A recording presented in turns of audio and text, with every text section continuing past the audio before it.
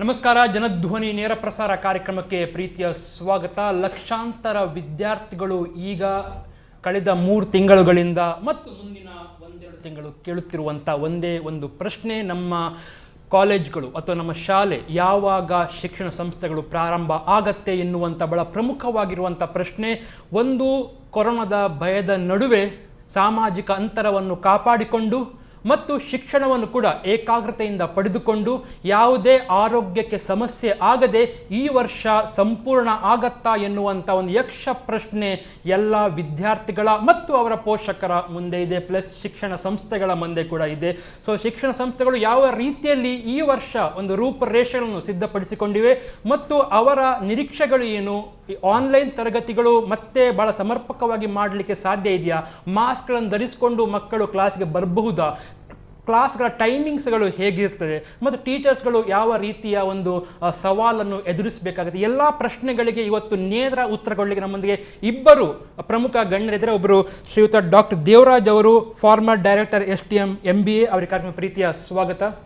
ನಮಸ್ತೆ ಸರ್. ಹಾಗೆ doctor Ushaprabha Nayak, co-founder and co-chairman expert group of institution, madam ಕಾರ್ಯಕ್ರಮಕ್ಕೆ ಪ್ರೀತಿಯ ಸ್ವಾಗತ.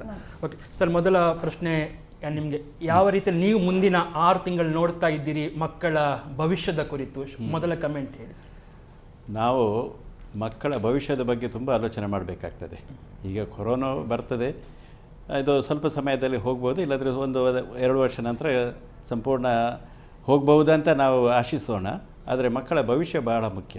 ಮಕ್ಕಳ ಭವಿಷ್ಯ ದೃಷ್ಟಿಯಲ್ಲಿ ನಾವು ಈಗಾಗಲೇ 3 ತಿಂಗಳು ನಾವು ಕ್ಲಾಸ್ ಮಾಡಲಿಲ್ಲ, ಮಕ್ಕಳನ್ನು ಮನೆಯಲ್ಲಿ ಇಟ್ಟಿದ್ದೇವೆ.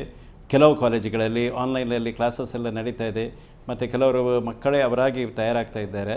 ಇಷ್ಟೆಲ್ಲ ಇರುವಾಗ ನಾವು ಅದನ್ನು ಯಾವ ರೀತಿಯಲ್ಲಿ ನಾವು ನೋಡಿಕೊಳ್ಬೇಕು ಇನ್ನು ಮುಂದೆ ಅಂತ ನಾವು ಆಲೋಚನೆ ಮಾಡಬೇಕಾಗ್ತದೆ. ಆ ನಿಟ್ಟಿನಲ್ಲಿ ಈಗ ಪರೀಕ್ಷೆ ಕೂಡ ಬಹಳ ಒಂದು ಮುಖ್ಯವಾದ ವಿಷಯ. ಯಾಕಂತ ಹೇಳಿದರೆ ಏಪ್ರಿಲ್ ಮೇಯಲ್ಲಿ ಮಕ್ಕಳಿಗೆ ಪರೀಕ್ಷೆ ಇರ್ತಿತ್ತು, ಆದರೆ ಈ ವರ್ಷ ಈ ಕೊರೋನಾದಿಂದಾಗಿ ಪರೀಕ್ಷೆ ಮಾಡಲಿಕ್ಕೆ ಆಗಲಿಲ್ಲ. ಆದ್ದರಿಂದ ಕೂಡ ಮಕ್ಕಳು ಸ್ವಲ್ಪ ಟೆನ್ಷನ್ನಲ್ಲಿ ಇದ್ದಾರೆ ಅಂತ ನಮಗೆ ಗೊತ್ತಿದೆ. ಪೇರೆಂಟ್ಸ್ ಕೂಡ ಭಾಳ ಟೆನ್ಷನಲ್ಲಿದ್ದಾರೆ. ಮತ್ತು ಮುಂದೆ ಏನು ಅನ್ನೋ ಒಂದು ಪ್ರಶ್ನೆ ಅವರಲ್ಲಿ ಇರುವುದು ಸಾಮಾನ್ಯವಾದುದು. ಆದರೆ ನಮ್ಮ ದೃಷ್ಟಿಯಲ್ಲಿ ಮಕ್ಕಳಿಗೆ ಏನು ತೊಂದರೆ ಆಗಬಾರ್ದು, ತೊಂದರೆ ಆಗೋದಿಲ್ಲ.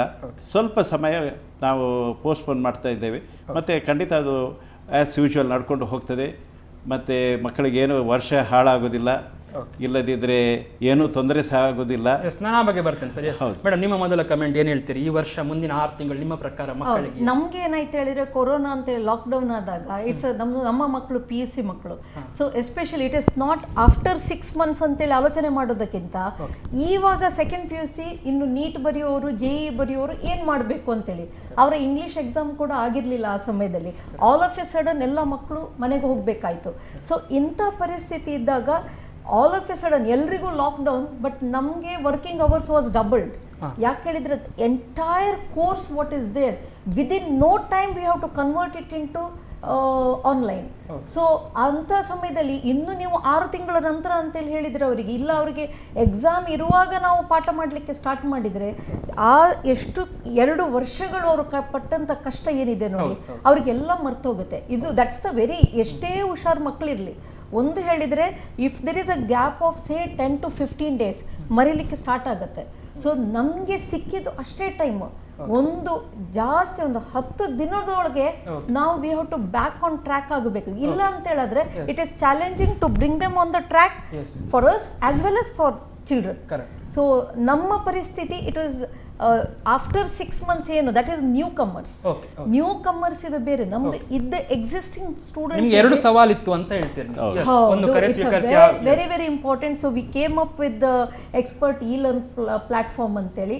ಸೊ ಆಕ್ಚುಲಿ ನೆಕ್ಸ್ಟ್ ಇಯರ್ ಅದು ಲಾಂಚ್ ಆಗ್ಲಿಕ್ಕಿತ್ತು, ನಮ್ಮ ಅರ್ಧ ಕೆಲಸ ಆಗಿತ್ತು. ಸೊ ಅಷ್ಟರಲ್ಲಿ ನಾವು ಏನಾಯ್ತು ಹೇಳಿದ್ರೆ, ಬೆಳಿಗ್ಗೆ ರಾತ್ರಿ ಕೆಲಸ ಮಾಡಿಕೊಂಡು we have to make it happen and we were on the ಮಕ್ಕಳಿಗೆ. ಇಲ್ಲ ನಾಳೆ ಅವರು ಇದು ಮಾಡಬಾರ್ದು, ಅಯ್ಯೋ ನಮ್ಗೆ ಏನೂ ಸಿಗಲಿಲ್ಲ ಅಂತೇಳಿ. So if you want to study there is facility for you. Yes, ಒಂದು ಕರೆ ಕಾಯ್ತಾ ಉಂಟು. ನಮಸ್ಕಾರ. ಹಲೋ, ನಮಸ್ತೆ, ಹೇಳಿ ಪ್ರಶ್ನೆ ಕೇಳಿ. ಸರ್ ನಮಸ್ಕಾರ ಸರ್. ನಮಸ್ತೆ, ಹೇಳಿ ಹೆಸರು ಮತ್ತೆ ಎಲ್ಲಿಂದ ಕರೆ ಮಾಡ್ತೀರಾ? ಎಲ್ಲಿ? ಕೋಲಾರಿಂದ ಕರೆ ಮಾಡ್ತಾ ಇದ್ದೀವಿ. ಕೋಲಾರದಿಂದ. ಓಕೆ, ಮಾತನಾಡಿ ಸರ್. ನಾವು ನಮ್ಮ ಮಗ ಅಲ್ಲಿ ಎಕ್ಸ್ಪೋರ್ಟ್ ಅಲ್ಲಿ ಓದ್ತಾ ಇದ್ದಾನೆ. ಓಕೆ, ತುಂಬಾ ಸಂತೋಷ, ಹೇಳಿ. ಹೌದು ಸರ್. ಹೇಳಿ, ಪ್ರಶ್ನೆ ಕೇಳಿ.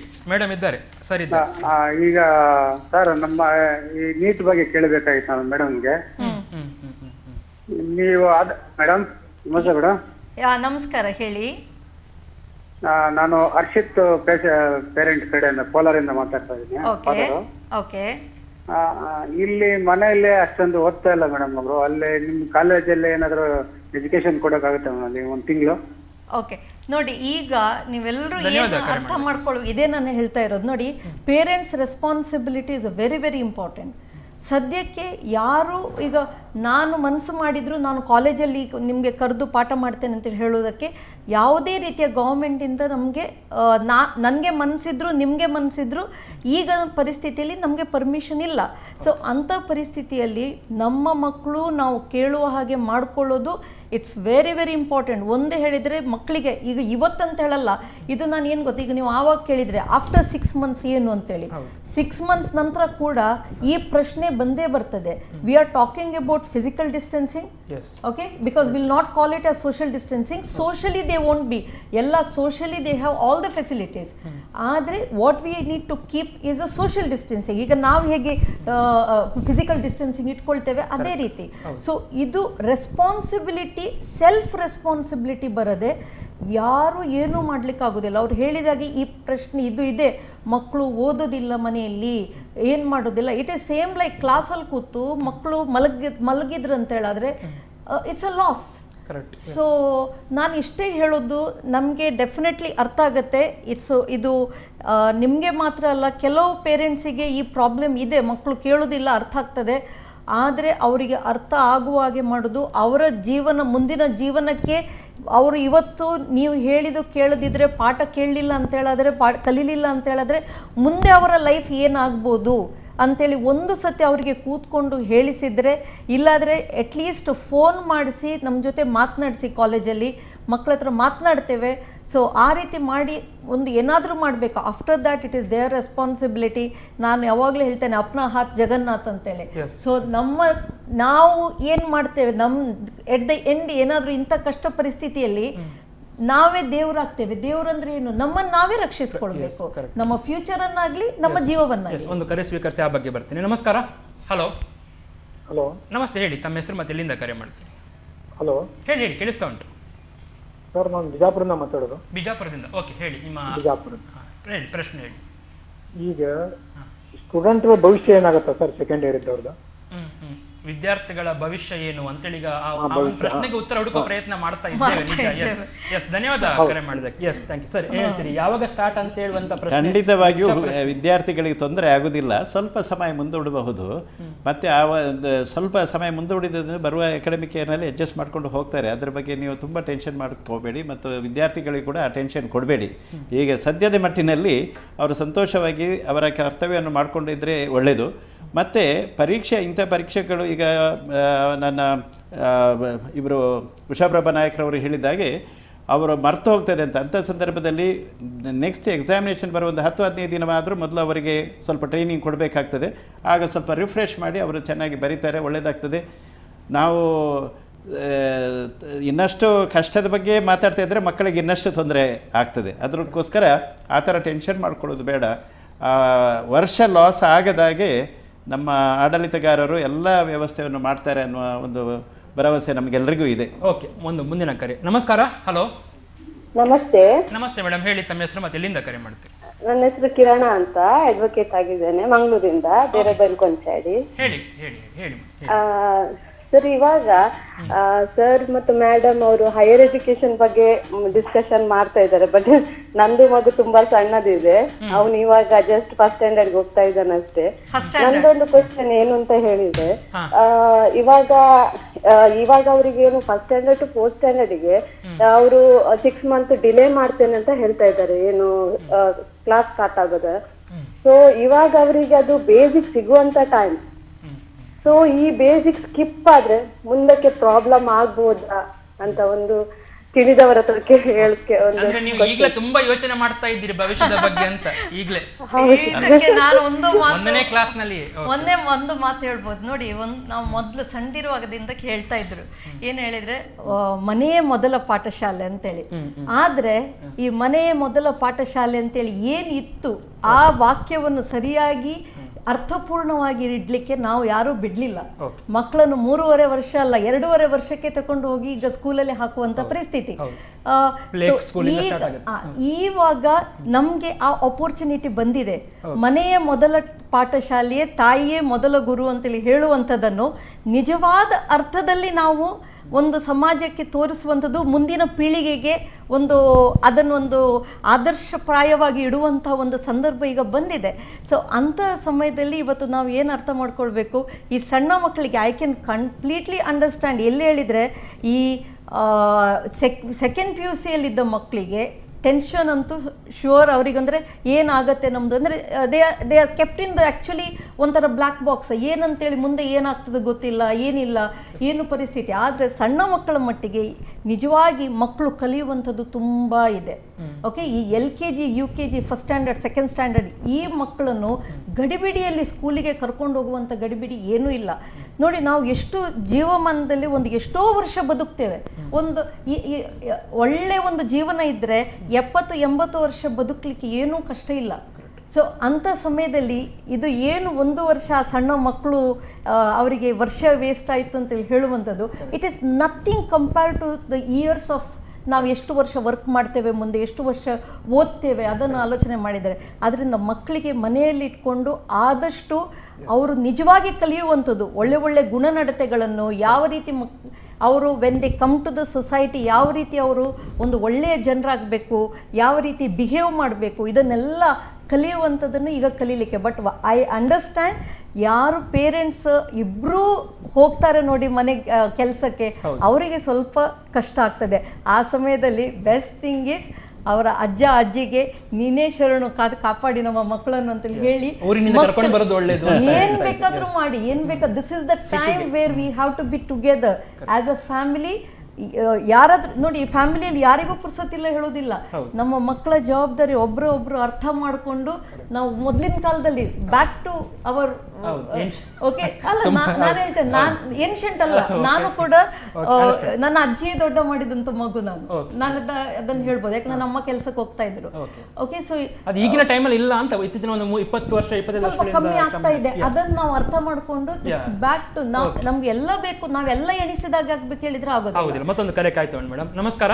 ಹಲೋ, ನಮಸ್ಕಾರ ರೀ. ಹೇಳಿ ತಮ್ಮ ಹೆಸರು ಮತ್ತೆ ಎಲ್ಲಿಂದ? ನಾವು ರಾಯಚೂರಿಂದ ವಿಕ್ರಮ್ ಅಂತ ಮಾತಾಡ್ತಿರೋದ್ರಿ.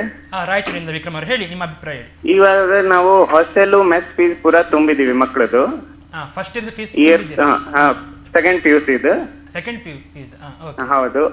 ಇವಾಗ ಅವ್ರ ಹಾಸ್ಟೆಲ್ ಮತ್ತೆ ಮೆಸ್ ಯೂಸ್ ಮಾಡಿಲ್ಲ ಈಗ 3-4 ತಿಂಗಳ. ಮೆಸ್ ಆ ಫೀಸ್ ಬಗ್ಗೆ ಏನಾಗುತ್ತೆ ಆ ಪ್ರಶ್ನೆ ಐತೆ ನಮ್ದು. ಯಾವುದೇ ಕಾಲೇಜಲ್ಲಿ ಮೆಸ್ ಮತ್ತೆ ಹಾಸ್ಟೆಲ್ ನನ್ನ ಮಟ್ಟಿಗೆ ಯಾವುದೇ ಕಾಲೇಜ್, ಯಾಕಂದ್ರೆ ಇದು ಈಗ definitely not the sponsored program of expert. ಅದನ್ನು ಸೊ ಯಾರಾದ್ರೂ ಕಾಲ್ ಮಾಡ್ತಾ ಇದ್ದೇನೆ ನಾನು, I will talk in general. Usually ಹೇಗಿರುತ್ತೆ ಅಂತ ಹೇಳಿದ್ರೆ, ಎಲ್ಲೂ ಕೂಡ ಮೆಸ್ ಯೂಸ್ ಮಾಡಿದಾಗ ಅದರದ್ದು ಫೀಸ್ ಯಾರು ತಗೊಳ್ಳೋದಿಲ್ಲ. It's a common thing. Mess ಮತ್ತೆ ಇದನ್ನು ಅವರು ಯಾವಾಗ ಯೂಸ್ ಮಾಡ್ತಾರೋ ಆವಾಗ, ಯಾಕೆ ಹೇಳಿದ್ರೆ ಮೆಸ್ಸಿನವರು ಸಹ it is always usually outsourced. ಅವರು ಎಲ್ಲಿ ಹೋಗಿರ್ತಾರೆ, ಅವರು ಕೂಡ ಯಾರು ಈಗ nowhere nobody is working. So ಅದರಿಂದಾಗಿ when the facility is not given, I don't think anybody will charge for the mess. This is a common thing. ಇದು ತುಂಬಾ ಜನರಲ್ಲಿ ಈಗ ನಾವು ಮನೆಯಲ್ಲಿ ಅಫ್ಕೋರ್ಸ್ ಬಾಡಿಗೆ ಮನೆಯಲ್ಲಿ ಇದ್ದವರಿಗೆ ನಂಗೆ ಗೊತ್ತಿಲ್ಲ, ಹೊರಗಡೆ PG ಎಲ್ಲ ಇದ್ದಾಗ they may take for that entire. But otherwise ಎಲ್ಲಿ ಯಾವುದೇ ಒಂದು ಇನ್ಸ್ಟಿಟ್ಯೂಷನ್ ಅಲ್ಲಿ ಇದ್ದಾಗ I don't think it is a problem. ಅವ್ರು ಯಾವ ಪೀರಿಯಡ್ ಅಲ್ಲಿ ಇರ್ತಾರೆ ಆ ಪೀರಿಯಡ್ ಅದು ಯೂಶುವಲಿ ಇಟ್ಸ್ ಅ ಕಾಮನ್, ಎಲ್ರಿಗೂ ಗೊತ್ತಿರುತ್ತೆ ಅದು. ನಿಮ್ಮ ಪ್ರಕಾರ ಜುಲೈ ಅಥವಾ ಆಗಸ್ಟ್ ಅಲ್ಲಿ ಕಾಲೇಜ್ ಸ್ಟಾರ್ಟ್ ಆಗಬಹುದು, ಕ್ಲಾಸ್ ರೂಮ್ಗಳು ಸ್ಟಾರ್ಟ್ ಆಗಬಹುದು ಅಂತ ಅನಿಸ್ತಾ? ಹೌದು, ಸಾಧಾರಣವಾಗಿ ಜುಲೈ ಆಗಸ್ಟ್ನಲ್ಲಿ ಕೆಲವು ಯೂನಿವರ್ಸಿಟಿಗಳಲ್ಲಿ ಈಗಾಗಲೇ ಅವರು ಆಲೋಚನೆ ಮಾಡ್ತಾ ಇದ್ದಾರೆ. ಗೌರ್ಮೆಂಟ್ ಆಫ್ ಕರ್ನಾಟಕದ ಒಂದು ಆರ್ಡರ್ ಬಂದಿದೆ ಏನಂದರೆ ಎಲ್ಲ ಯೂನಿವರ್ಸಿಟಿಯವರು ಸೇರಿ ನಾವು ಯಾವ ಎಕ್ಸಾಮಿನೇಷನ್ ಮಾಡಬೇಕು, ಯಾವ ರೀತಿ ಮಾಡಬೇಕಂತೇಳಿ ನಿಮಗೆ ಒಂದು 15 ದಿನದಲ್ಲಿ ತಿಳಿಸ್ತೇವೆ ಅಂತ ತಿಳಿಸಿದ್ದಾರೆ. ಅದೇ ಪ್ರಕಾರ ಅದು ನಡ್ಕೊಂಡು ಹೋಗ್ತದೆ. ಮತ್ತು ಪರೀಕ್ಷೆ ಆದ ನಂತರ ಕ್ಲಾಸಸ್ ಶಿಫ್ಟ್ ಬೇಸಿಸ್ನಲ್ಲಿ ಮಾಡುವ ಚಾನ್ಸಸ್ ಇದೆ. ಯಾಕೆಂದರೆ ಸೋಷಿಯಲ್ ಡಿಸ್ಟೆನ್ಸ್ ಮಾಡಬೇಕಿದ್ರೆ ಒಂದೊಂದು ಕ್ಲಾಸ್ನಲ್ಲಿ ಈಗ 80-90 ಇದ್ದರೆಲ್ಲ ಸ್ವಲ್ಪ ಸ್ಪ್ಲಿಟ್ ಮಾಡಬೇಕಾದಿತ್ತು. ಆ ರೀತಿಯಲ್ಲಿ ಮಾಡಬೇಕಾಗಿ ನಿಮ್ಮ ಪ್ರಕಾರ ಬೆಳಿಗ್ಗೆ 7ರಿಂದ 12 ತನಕ ಮತ್ತೆ 1 ಗಂಟೆ ನಂತರ ಇನ್ನೊಂದು ಆ ಥರ ಏನಾದರೂ ಮಾಡ್ಬೋದು. Number of students may be reduce. But ಅದೇ ಸರ್, ಅದನ್ನು ಮಾತನಾಡುವಾಗ ಐ ಡೋಂಟ್ ನೋ ಯಾವ ರೀತಿ ಮಾಡ್ತಾರೆ ಅಂತೇಳಿ. ಈಗ ಶಿಫ್ಟ್ ಹೇಳಿದರೆ 2 ಶಿಫ್ಟಲ್ಲಿ ಮಾಡಿದ್ರು ಅಂತ ಹೇಳಿದ್ರೆ what about the lecturers, teachers? Double ಮಾಡಲಿಕ್ಕೆ, because even they have family, ಅವರು ಡಬಲ್ ಆಗಿ ಮಾಡ್ಲಿಕ್ಕೆ ಟೀಚರ್ಸ್ ಜಾಸ್ತಿ ಮಾಡಬೇಕಾದಿತ್ತು. ಬಟ್ ಹೆಚ್ಚಿನವರಿಗೆ ಉದ್ಯೋಗ ಸಿಗತ್ತೆ ಅಂತ ಉದ್ಯೋಗ ಅವಕಾಶ ಒಂದಿದೆ. ಎಟ್ ದ ಸೇಮ್ ಟೈಮ್ ಏನಾಗ್ತದೆ ಹೇಳಿ, cost of education will go higher. ಹೌದು. ಮುಂಚೆ 80 ಮಕ್ಕಳು ಒಂದೇ ಟೀಚರ್ ಕಲಿಸುವಾಗ ಏನು ಸಂಬಳ ಕೊಡ್ತಿತ್ತು, ಈಗ ಇಬ್ರು teacher government whether government can take that many teachers, government ಕೂಡ ಅಷ್ಟು ರಿಕ್ರೂಟ್ಮೆಂಟ್ ಮಾಡ್ತಾರೆ ಅವರು. Double, it's not almost double ಆಗುತ್ತೆ. ಸೊ ಅಷ್ಟು ರಿಕ್ರೂಟ್ಮೆಂಟ್ ಮಾಡ್ತಾರೆ ಗವರ್ಮೆಂಟ್ ನವರು. It's a big question. It is not ಈಗ ಪ್ರೈವೇಟ್ ಸ್ಕೂಲ್, ಪ್ರೈವೇಟ್ ಕಾಲೇಜ್ ಅನ್ನು ಮಾತ್ರ ಅಲ್ಲ, we have to think that government, because ಏನು ನಾರ್ಮ್ಸ್ ಹಾಕ್ತಾರೆ that is definitely applicable for even government schools. So ಆವಾಗ ಡಬಲ್ ಅಂತ ಸರ್ಕಾರ ಒತ್ತಡವನ್ನು ಭರಿಸ್ತದ ಅಂತ ಪ್ರಶ್ನೆಯನ್ನು ಕರೆಸ್ವೀಕರಿಸಿ ಆ ಬಗ್ಗೆ ಒತ್ತಡ ಭರಿಸಬೇಕಾಗ್ತದೆ ಅವರು. ಇಲ್ಲದಿದ್ರೆ ಆ ಬಗ್ಗೆ ನಾವು ವಿದ್ಯಾಭ್ಯಾಸ ಕೊಡ್ಲಿಕ್ಕೆ ಆಗುದಿಲ್ಲ. ನಮಸ್ಕಾರ. ಹಲೋ. ನಮಸ್ಕಾರ. ಹೇಳಿ, ತಮ್ಮ ಹೆಸರು ಮತ್ತೆ ಎಲ್ಲಿಂದ ಕರೆ ಮಾಡ್ತಾರೆ? ನಮಸ್ಕಾರ, ಗಂಗಾಧರ ಪೂಜಾರಾಮಜಿ. ಹೇಳಿ, ನಿಮ್ಮ ಅಭಿಪ್ರಾಯ ಹೇಳಿ. ಇದರಲ್ಲಿ ಮಾಧ್ಯಮದಲ್ಲಿ ಬಂತು ಜೂನ್ 1ಕ್ಕೆ ಶಾಲೆ ಸ್ಟಾರ್ಟ್ ಅಂತ. ಅಂದ್ರೆ ಅದು ಎತ್ತವರ ಹತ್ರ ಕೇಳಿ ಅಂತ ಬಂತು, ಪೋಷಕರ ಹತ್ರ ಕೇಳಿ ಅವರ ಇದು ತಗೊಂಡು ಆಮೇಲೆ ಅಂತ. ಈ ಇಂಗ್ಲಿಷ್ ಮೀಡಿಯಂನವರು ಎತ್ತವರು 4ನೇ ಕ್ಲಾಸಿಗೆ ರೆಡಿ ಇದ್ದಾರೆ. ಅದು ಏನಂತ ಇಲ್ಲ, ಕನ್ನಡ ಮಾಧ್ಯಮ ಮಾತ್ರ ಹೋಗ್ಲಿಕ್ಕೆ ಸ್ವಲ್ಪ ಹಿಂದೆ ಇರ್ತದೆ. ಇಂಗ್ಲಿಷ್ ಮೀಡಿಯಂ ಕೇಳಲಿಕ್ಕೆಲ್ಲ ಅವರ ಮಕ್ಕಳ ಭವಿಷ್ಯವನ್ನು ನೋಡುವುದಿಲ್ಲ ಅವರು. ನಮಗೆ ಶಾಲೆ ಆದ್ರೆ ಸಾಕು ಉಂಟು ಮಗುವಿಗೆ. ಇದನ್ನು ಗ್ರಹಿಸೋರು ತುಂಬಾ ಜನ ಇದ್ದಾರೆ. ಒಟ್ಟಾರೆ ಶಾಲೆಗೆ ಹೋದ್ರೆ ಸಾಕು, 1 ವರ್ಷ ಹಿಂದೆ ಬೀಳ್ಬಾರ್ದು, ಮುಂದೆನೆ ಹೋಗ್ಬೇಕು ಅಂತ. ಈಗ ಸಿಡಿದತ್ತು ಮುಂದೆ ಹೋಗ್ಬೇಕು ನನ್ನ ಮಗು ಅಂತ. ನಾನೇ ಒಂದು ಪಂಚಾಯತ್ ಮೀಟಿಂಗ್ ನಲ್ಲಿ ಇಂಗ್ಲಿಷ್ ಮೀಡಿಯಂನವರಿಗೆ ಹೇಳಿದೆ, ಮೀಟಿಂಗ್ ಬರುವಾಗ, ನೀವು ಮಕ್ಕಳಿಗೆ ಹೊರೆ ಹಾಕಬೇಡಿ, ಹೊರೆ ಜಾಸ್ತಿ ಆಗ್ತದೆ, ಒತ್ತಡ ಮನೆಯಲ್ಲಿ ಬೀಳ್ತದೆ, ಶಾಲೆಯಲ್ಲಿ ಬೀಳ್ತದೆ. ನಾನೇ ಹೇಳಿದೆ ಪಂಚಾಯತ್ ನಲ್ಲಿ ಒಮ್ಮೆ ಅವರಿಗೆ, ಇಲ್ಲ ನಾವು ಒತ್ತಡ ಹಾಕಲ್ಲ ಅಂತ ಹೇಳಿದ್ರು. ಅದೇ ತರ ಇಲ್ಲಿ ಮನೆಯವರು ಒತ್ತಡ ಹಾಕ್ತಾರೆ.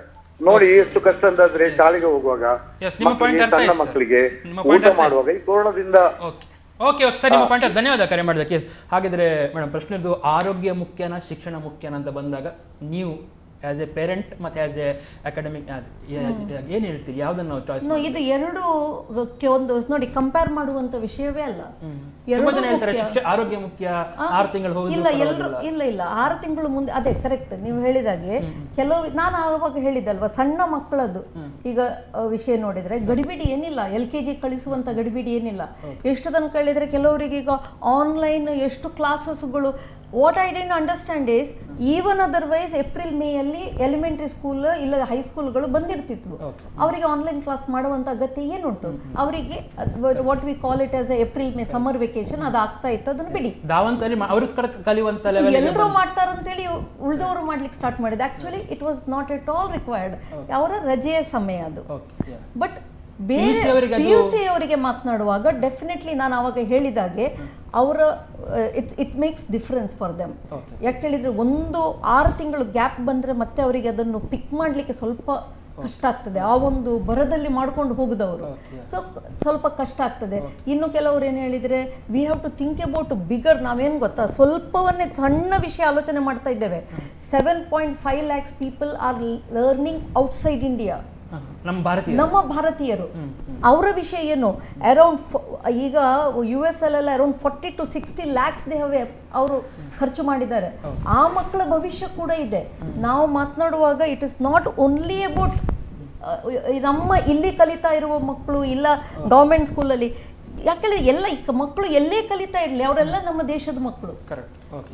ನಾಳೆ ಏನಾದರೂ ಆಗಿ ನೀವು ಹೇಳಿದಾಗೆ ಒಂದು ಜೀವ ಲಾಸ್ ಆದ್ರೂ ಇಡೀ ಎಲ್ಲ ದೇಶದ ಎಲ್ಲ ಕಾಲೇಜ್ಗಳಿಗೆ ಕೆಟ್ಟ ಹೆಸರು ಬರುವಂತ.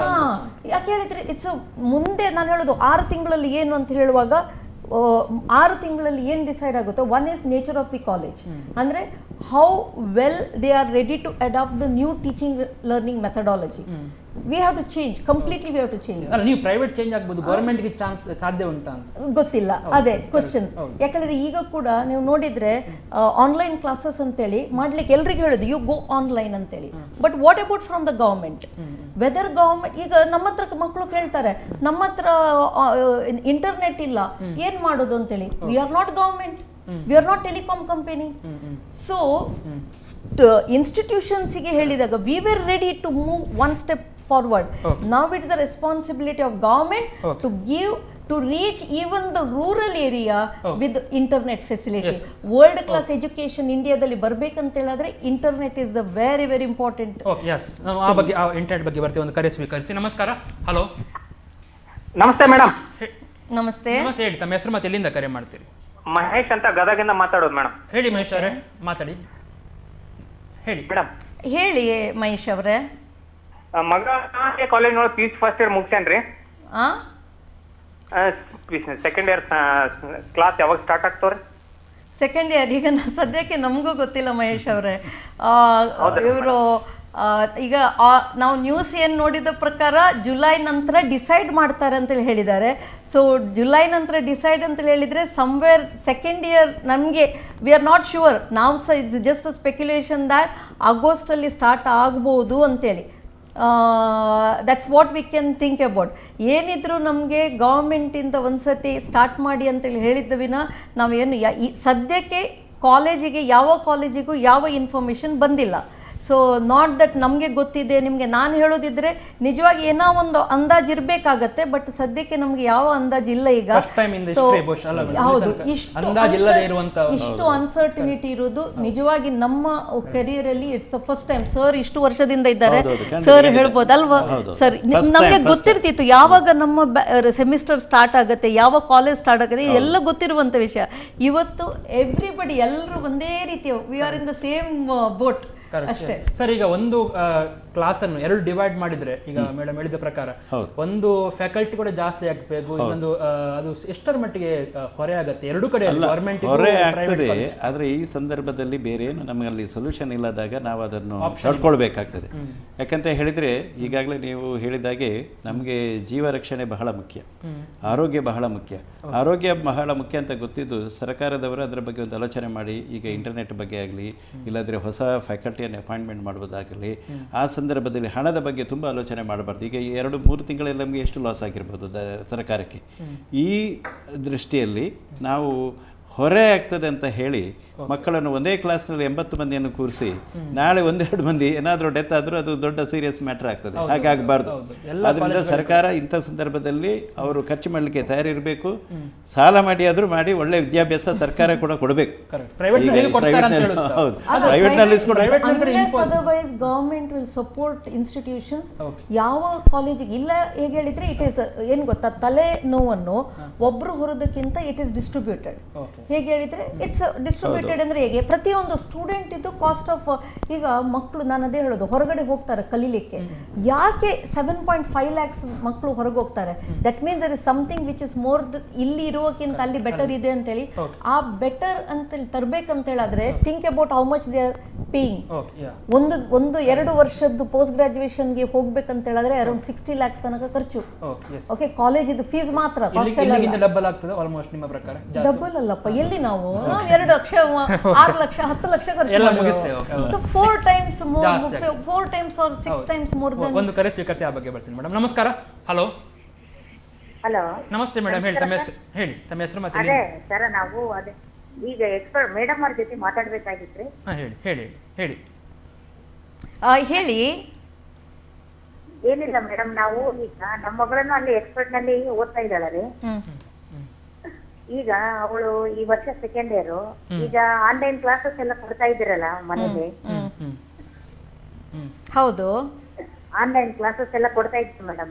ಅದ್ರ ಜೊತೆಗೆ ನೀಟು JEE ಸ್ವಲ್ಪ ಕೊಟ್ರೆ ಒಳ್ಳೇದು. ಏನು ಲ್ಯಾಂಗ್ವೇಜಸ್ ನೀಟ್ ಮತ್ತೆ JEE ಈ ಕಾಲೇಜಿಂದ ಸ್ಟಾರ್ಟ್ ಆಗೋದಂತೂ ಇನ್ನ ಹೇಳಿಲ್ಲ ಅಂತಂದ್ರೆ ನೀವು ನೀಟ್ ಮತ್ತೆ JEE ಕೂಡ ಆನ್ಲೈನ್ ಅಂತ ಹೇಳುದಾ? ಹೌದೌದು, ಎಲ್ಲ ಸ್ಟಾರ್ಟ್ ಆಗುತ್ತೆ. ಡೋಂಟ್ ವರಿ, ಎಲ್ಲ ಇದೆಲ್ಲ ಟೈಮ್ ಟೇಬಲ್ ಎಲ್ಲ ಹಾಕಿ ಆಗಿದೆ.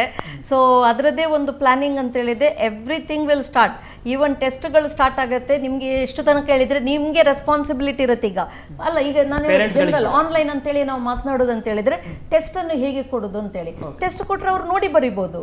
ಸೊ ಪೇರೆಂಟ್ಸ್ ಏನ್ ಮಾಡ್ಬೇಕು, ಅಲ್ಲಿ ಕೂತ್ಕೊಂಡು ಅವ್ರ ಹತ್ರ ಕೂತ್ಕೊಂಡು ಅವ್ರೆ 1 ಗಂಟೆ ಟೆಸ್ಟ್ ಆದ್ರೆ 1 ಗಂಟೆ ಅವರು ಏನು ಅದನ್ನು ನೋಡದೆ ನಿಜವಾಗಿ ಅವರು ಟೆಸ್ಟ್ ಬರೆಯುವಾಗೆ ನೋಡಿ ನಾವೀಗ ಮಾಡಿದ್ದೇವೆ, ನೆಕ್ಸ್ಟ್ ಕಳಿಸ್ತಾ ಇದ್ದೇವೆ, ಮಾಡ್ಬೇಕಾಗತ್ತೆ. ಇವತ್ತು ನೋಡಿ ನಮ್ಮ ಮಕ್ಕಳು ಬೇರೆಯವರ ಮಕ್ಕಳ ಬಗ್ಗೆ ಒಂದು ಟೀಚರ್ ನೋಡ್ಲಿ ಸ್ವಲ್ಪ ಹೆಚ್ಚು ಮಾರ್ಕ್ ಅಲ್ಲ, ಅದು ಬಂದ್ರೆ ಏನ್ ಮಾಡ್ಲಿಕ್ಕೆ ಆಗೋದಿಲ್ಲ. ಅದು ಹೇಗಿದ್ರು ಫೈನಲ್ ಎಕ್ಸಾಮ್ ಅಲ್ಲ, ಎಷ್ಟು ಹೆಚ್ಚು ಮಾರ್ಕ್ ಬರ್ತದೆ ನೋಡಿ ಈ ಎಕ್ಸಾಮ್ ಅಲ್ಲಿ, ಅಷ್ಟೇ ಮಾರ್ಕ್ ಅಲ್ಲಿ ಫೈನಲ್ ಎಕ್ಸಾಮ್ ಅಲ್ಲಿ ಕಮ್ಮಿ ಆಗ್ತದೆ. ಅದ್ ನೆನ್ಪಿಟ್ಕೊಳ್ಬೇಕು, ಯಾಕಂದ್ರೆ ನೋಡಿ ಬರ್ದದ್ ನೀವು ಅದನ್ನ ನೀವು ಮತ್ತೆ ಬರೀಲಿಕ್ಕೆ ಆಗೋದಿಲ್ಲ. ಸಿಕ್ಕಿ ಬೀಳ್ತಾರೆ, ಹೌದಾ, ನಾಲೆಜ್ ಇರುವುದಿಲ್ಲ, ಬರ್ದಿರ್ತಾರೆ. ಮತ್ತೆ ಸೊ ಇಟ್ಸ್ ಇವತ್ತಿದು ಮಾರ್ಕ್ ಬೇಕಾ ಇಲ್ಲ ಫೈನಲ್ ಎಕ್ಸಾಮ್ ಅಲ್ಲಿ ಮಾರ್ಕ್ ಬೇಕಂತ ಹೇಳುವಂತದ್ದು.